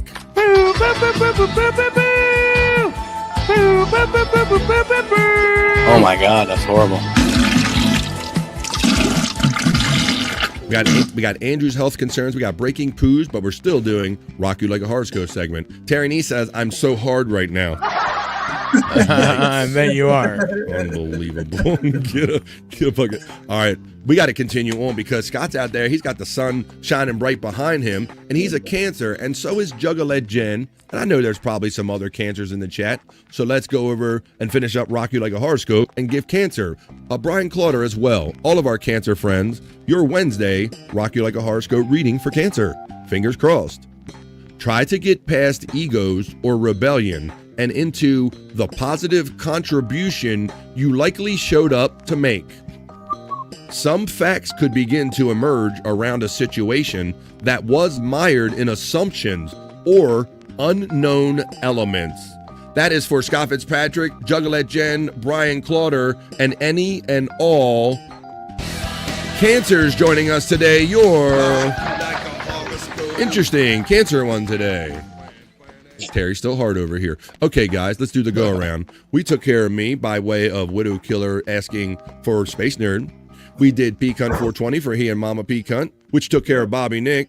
We took care of Pisces, all the Pisces friends with Andrew. And we just got done doing Scott Fitzpatrick Cancer for all of our Cancer friends. And I don't see any more coming up in the chat. So that means the next time we will see what the stars have in mind for us here on BF Live The Vibe will be Friday, because we do them at the beginning, at the middle, at the end of every week here on BF Live The Vibe. We do 5 days a week. That was the Wednesday edition of Rock You Like a Horoscope. Rock You Like a Horoscope.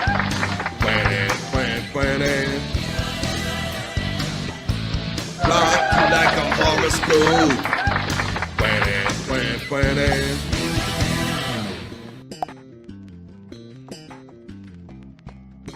We are having it, and we're doing it in the middle of the day and the middle of the week.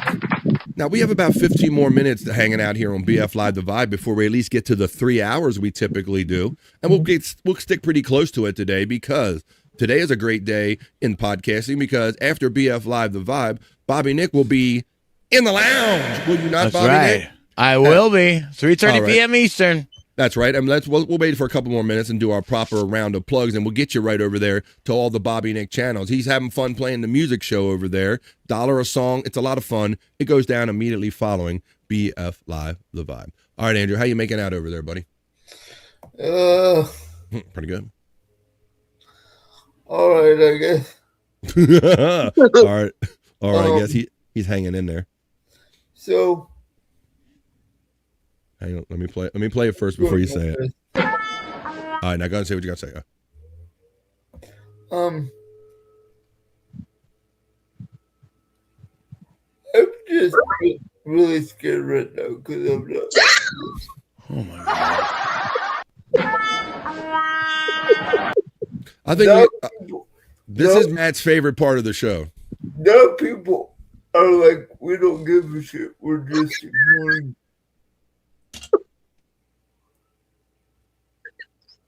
I love it. I just love it. Like, I love it.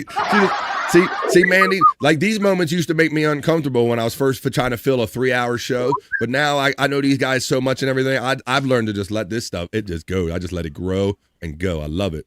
I love it. Unbelievable. You're like, Scott's laughing like a banshee. He can't help it. It doesn't matter how serious Andrew tries to be. When you get onto the 3rd, 4th, or 5th thing, Andrew starts Scott just starts busting out laughing here. Oh my goodness. I can't say I very well blame you. All right, well, how about this? I think I know what we got to do, Andrew. You might have to start training to do shows without me. All right, Andrew. Let's start. boy. Let's start training right now, Andrew. I think you need to concentrate, and let's do a BF Live health break. You need some testicle exercises, Andrew. Second man's Concentrate, exercise is Andrew. similar to the first. Inhale, and the stomach expands.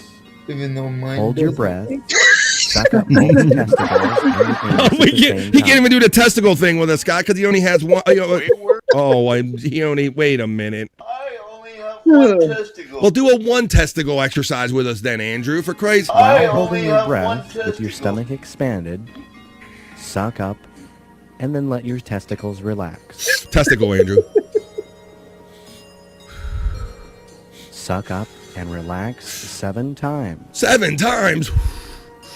14 times for you, Andrew. Now exhale, take a couple of breaths. Then repeat the entire exercise 2 more times. Suck up and relax. Suck up and relax. I'm trying. Suck up. All right. And relax. All right. Is this like... Inhale and the stomach expands. Wait a minute, Andrew had a. Is it what, Andrew? Is this like Kegels? Yeah, it's kind of it's ball kegels. Yeah, bro. It's testicle Hold your health, breath. man. I care about Suck your. up both your testicles Whoa, and your no, anus not- at the I same only time. have one testicle. I know, Andrew. Well, he just meant the one. While if you have holding it. your breath with the stomach expanded, suck up and then let your testicles relax. I can't deal with you guys. I don't want to get too The strong. Taoist I know, Scott. When I first brought this to BF Live the Vibe, I thought I was bringing something new and said, Scott's like, BF, I do these every day anyway. I was like, Yeah. so we're practitioners just. of the bedroom arts caution Scott's against balls will explode if he ejaculating does too this with often. us. They teach that the man should control his penis instead of letting it control him. When a man is about to ejaculate, he should wait for the woman so they can enjoy a mutual orgasm. And there you have it, folks. That's your BF Live the Vibe health break for the day.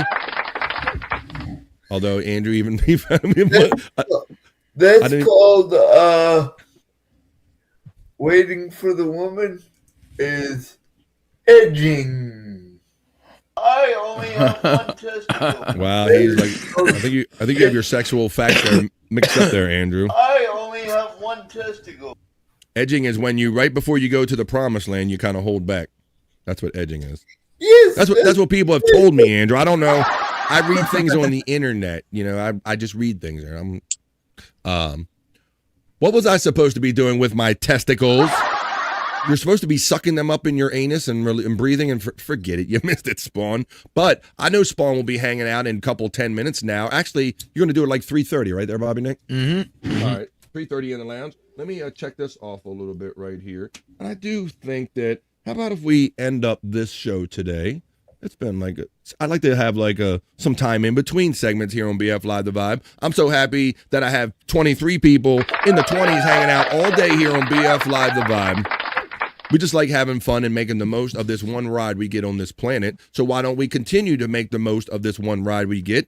I got some people that they think when they get in front of a mic or a camera that they get the best singers in the world. My horrible karaoke segment is about to be played right here on BF Live the Vibe. Let's get into some horrible karaoke with Carrie No Key. Oh, not just the banner, you idiot. Run the element, you knucklehead. Okay, let's run the element, not just the banner, Bob. Carrie No Key. Where's my Carrie No Key? There's that. There's that. There's that. There's that. There's that. You think I would have had this ready. Where is Carrie Noki? And you're the professional. Shut up, Andrew.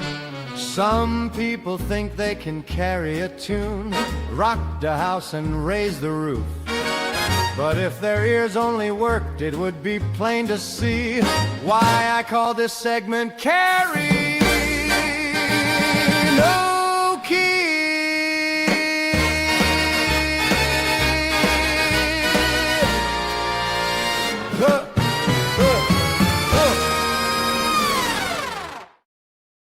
Our horrible karaoke segment, Carrie No Key.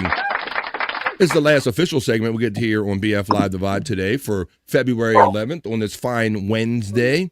Let's see some of these people And let's have Andrew talk through this last segment here. We're going to come back and let you know that Bobby Nick will be hanging out in the lounge at 3:30, so the party will be heading over there, but not before I bring you horrible karaoke right here on my horrible karaoke segment, Carry No Key. There we go.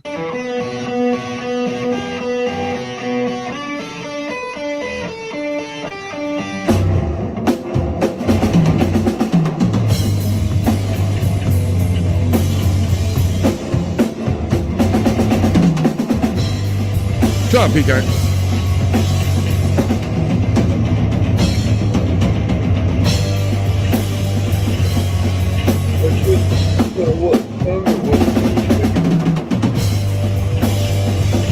I don't know if I'm liking this. I wonder if I put this in the right hopper.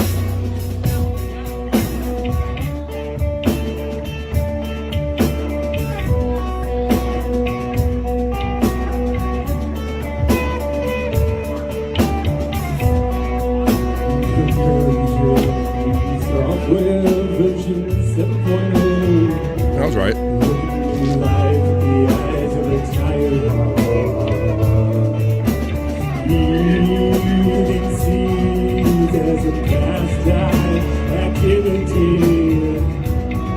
The toxicity of our city.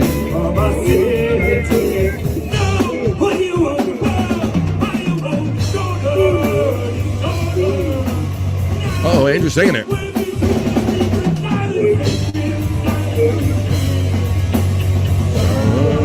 Somewhere, sacred silence and sleep. Sing it, Andrew. Disorder.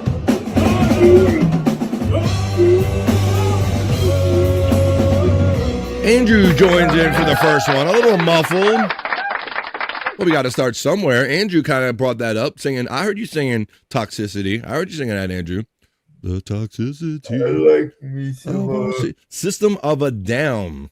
Yeah. All right, it's our first selection. I like me some System. But you got to start somewhere here, Andrew. Let me see our next selection here in Carrie Noki. I like System of a Down too. Good band. Oh, I think some of these have changed What to other gayness do we have here? Damn, all these other change to some of my links change over here to sexy ones. I think so. This one didn't change. This one stayed sexy. You know who I'm going to bring. When I say sexy, you're not getting Juicy Man Me today, ladies, but you are, in a way, with Joey Bro. Come on.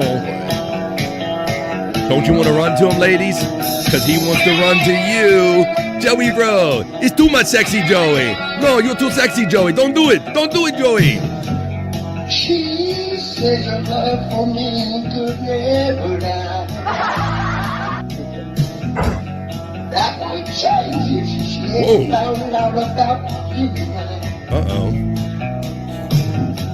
Oh, but the love is gone. Better run to some singing lessons. Wouldn't hurt her if she didn't know. Get it, Jack. Come on. When she gets too much. Let's go, Joe. Too sexy. You're too sexy. Don't do it, Joe. I'm gonna rock with you. I'm gonna rock with you. When the feeling is right, I'm gonna run all night. I'm gonna run to you. He's gonna run to you, ladies.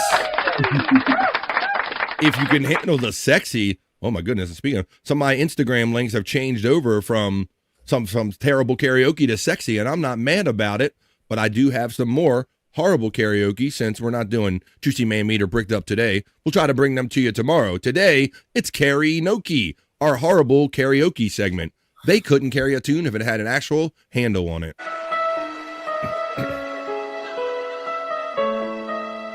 Now, wait a minute. They're about to sing Hero Come Along, but I have to think this has to do more with the sandwich, Pecan, is what I'm saying. Hero. Get it, girls. There's a hero when you look inside your heart. You don't have to be afraid of what you are. Then a hero comes along and we eat that son of a bitch.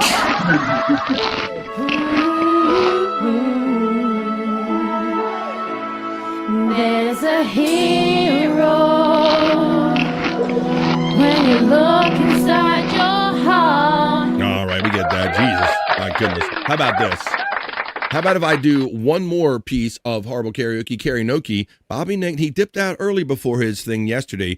Maybe he'll come back and do his plugs. If not, we'll take care of Scott, who had to dip out. Peacunt will do his, and I'll even let the Tomato Master, Andrew do some stuff. Because I wanted you to know where to go to tomato him. But not before I show you one last piece of Horrible Karaoke to finish up today's episode of BF Live The Vibe. This is Karaoke. Right here, our last selection today. And then we're going to tell you about Bobby Nick in the lounge, where you can find Scott and Peacunt and everybody after today's show. Our last piece of Horrible Karaoke. Here we go. Peacunt, I know you like R&B and stuff. Listen to this, bro.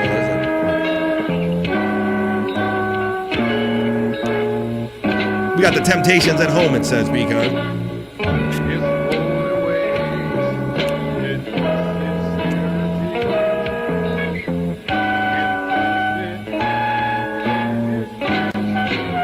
Oh, good Lord. Bobby. That's not McDonald's, Mom. Mom, can we have the Temptations? Mom says, we got the Temptations at home. And O means Andrew has a health fact. We have this report.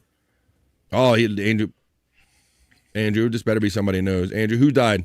Made you boss. Who left you boss? James Van Der Beek. Oh, James Vanderbeek died. Oh, from Dawson's What? Creek and all that No. stuff. Yeah, Bob, he had a disease. He had, I don't know if he had cancer or something, but he had a terminal disease. So Andrew, being ever peppy Andrew, he ran out of health problems of his own to introduce, so he brought it down another way. It just was on my Facebook, so I wanted to break the news. And he's not on another device. So there you go. That's Andrew not being on another device during the show, but sometimes I have to be on other platforms to give you the news. I know you ain't fucking yelling at me, goddamn. I know you I know you got the temptation to yell at me, but I know.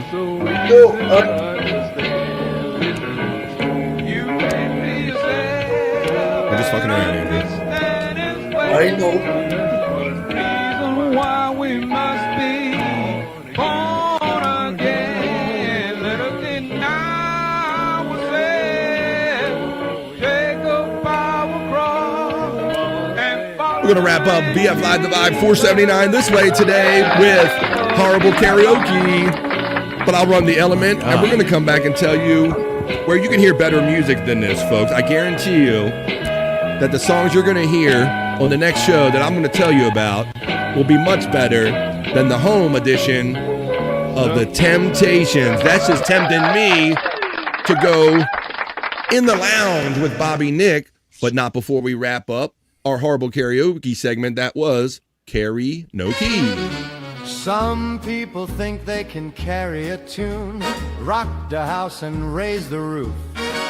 But if their ears only worked, it would be plain to see why I call this segment Karaoke.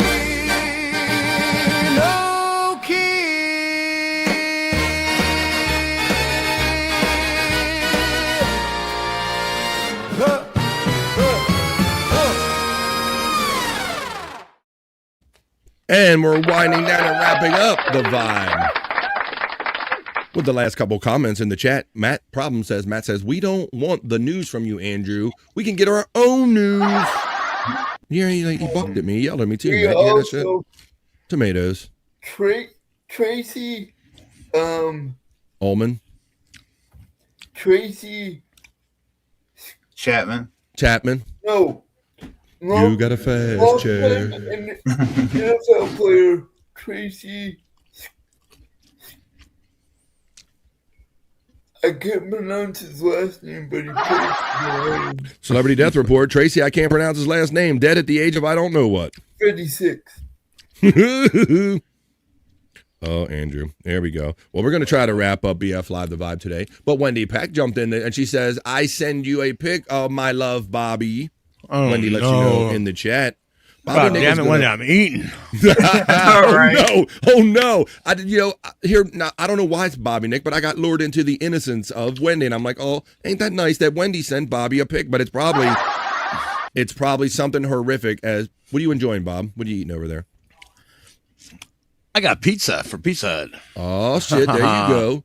Matt Problem says right on.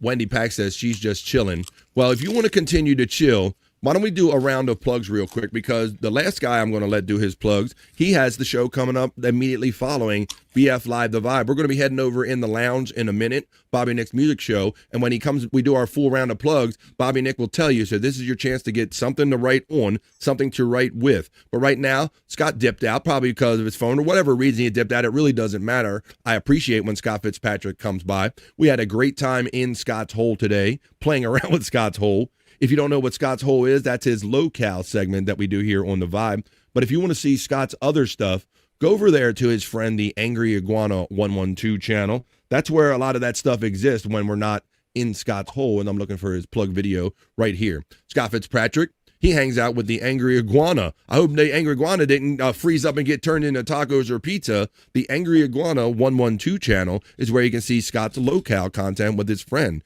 And some of the Bromaster videos and older content exist over there on the Prop Master 69 channel. You can find all of Scott's content running in the link boxes that are running in the chat. So we took care of Scott Fitzpatrick. Now, Andrew, let's take care of you real quick, my friend, my podcasting bro.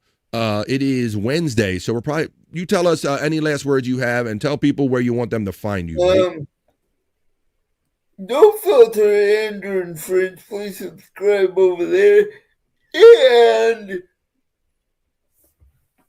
Andrew the Giant 96 for all your other podcasting needs.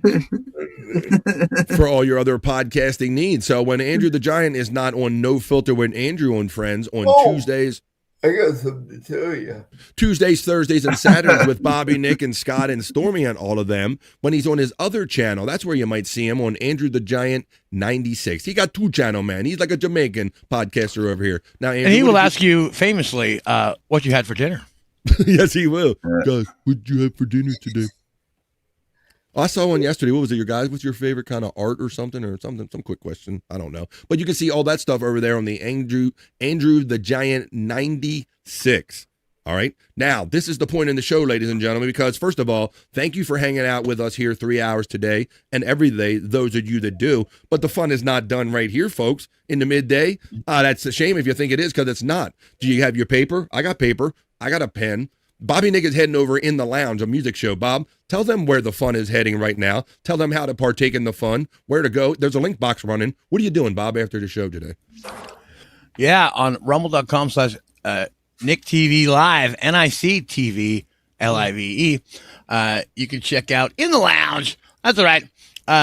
Throw $1 at me. You program the show, guys. This is how it goes. Throw $1 at me. I'll get your song on, or gift a membership over on Rumble, and you get 5 or 6, count them, 6 credits. 6. That's right. That lasts as long as I do. That's right. It's the Bobby Nick lifetime guarantee. That will be starting at 3:30 p.m. Eastern. So let's go have some fun with some fucking awesome tunes.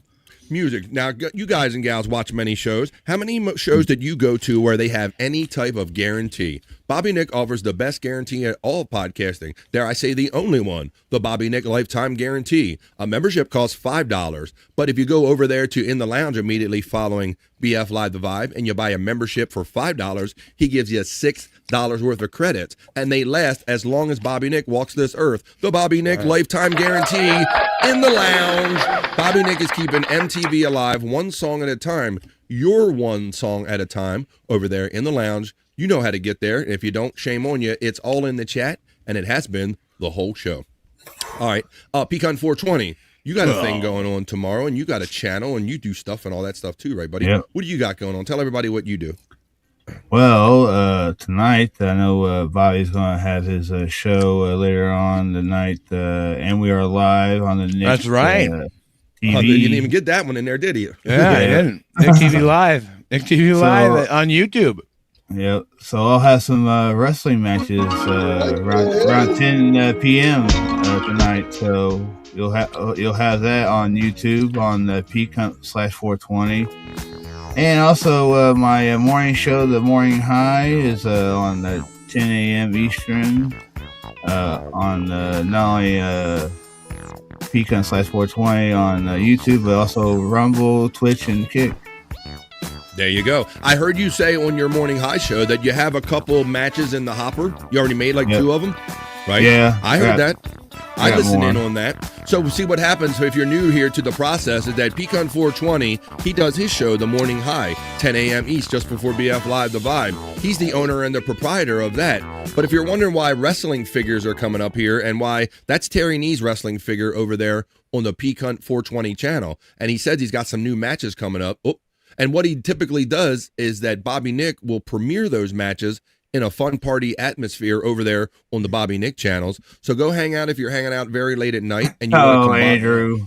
If you want to combine the two things, if you want to see the new latest matches from Pecan 420 and all, you can see Wendy in a match, Bobby Nick, myself, Andrew with boogers on his fingers, Pecan.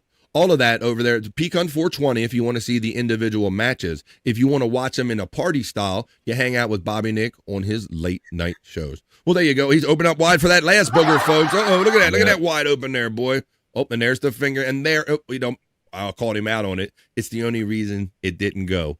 Well, ladies and gentlemen, you now have to go to the lounge because that's all we have here today on BF Live The Vibe for stream show 479. We made it to the middle of the week, folks. Bobby Nick is going to keep the party going.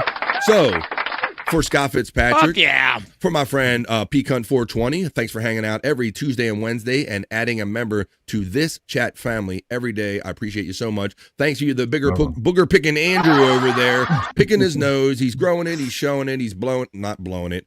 Andrew the Giant, thank you, buddy. And Bobby Nick, he'll be hanging out in Rumble immediately following this show. In the lounge, BF right over there on the Bobby Nick channel. I'm going to stop talking now because my tongue is starting to get tied, y'all. That's all I have for you today. But come back here tomorrow, Thursday, for BF Live The Vibe. Oh, my God. Stream show 480, which means I got 20 shows before I got to plan a 500th show, folks.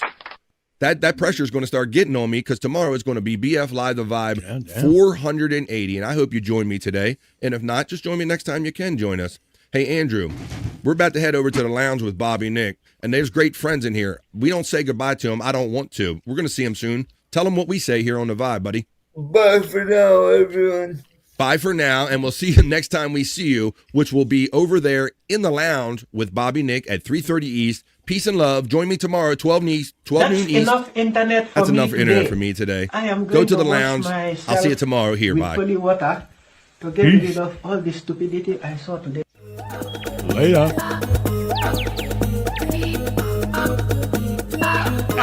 Jackie Mason. Fucking Bobby's fucking funny. Bobby Grant. I gotta give it to you. Line of the day, Bobby.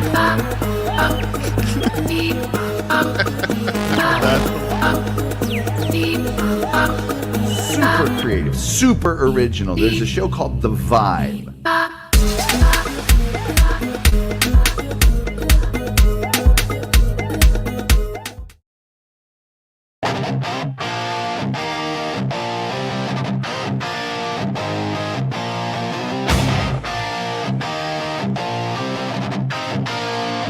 On BF Live, you know we vibing. Oh, in the midday, you know we vibing.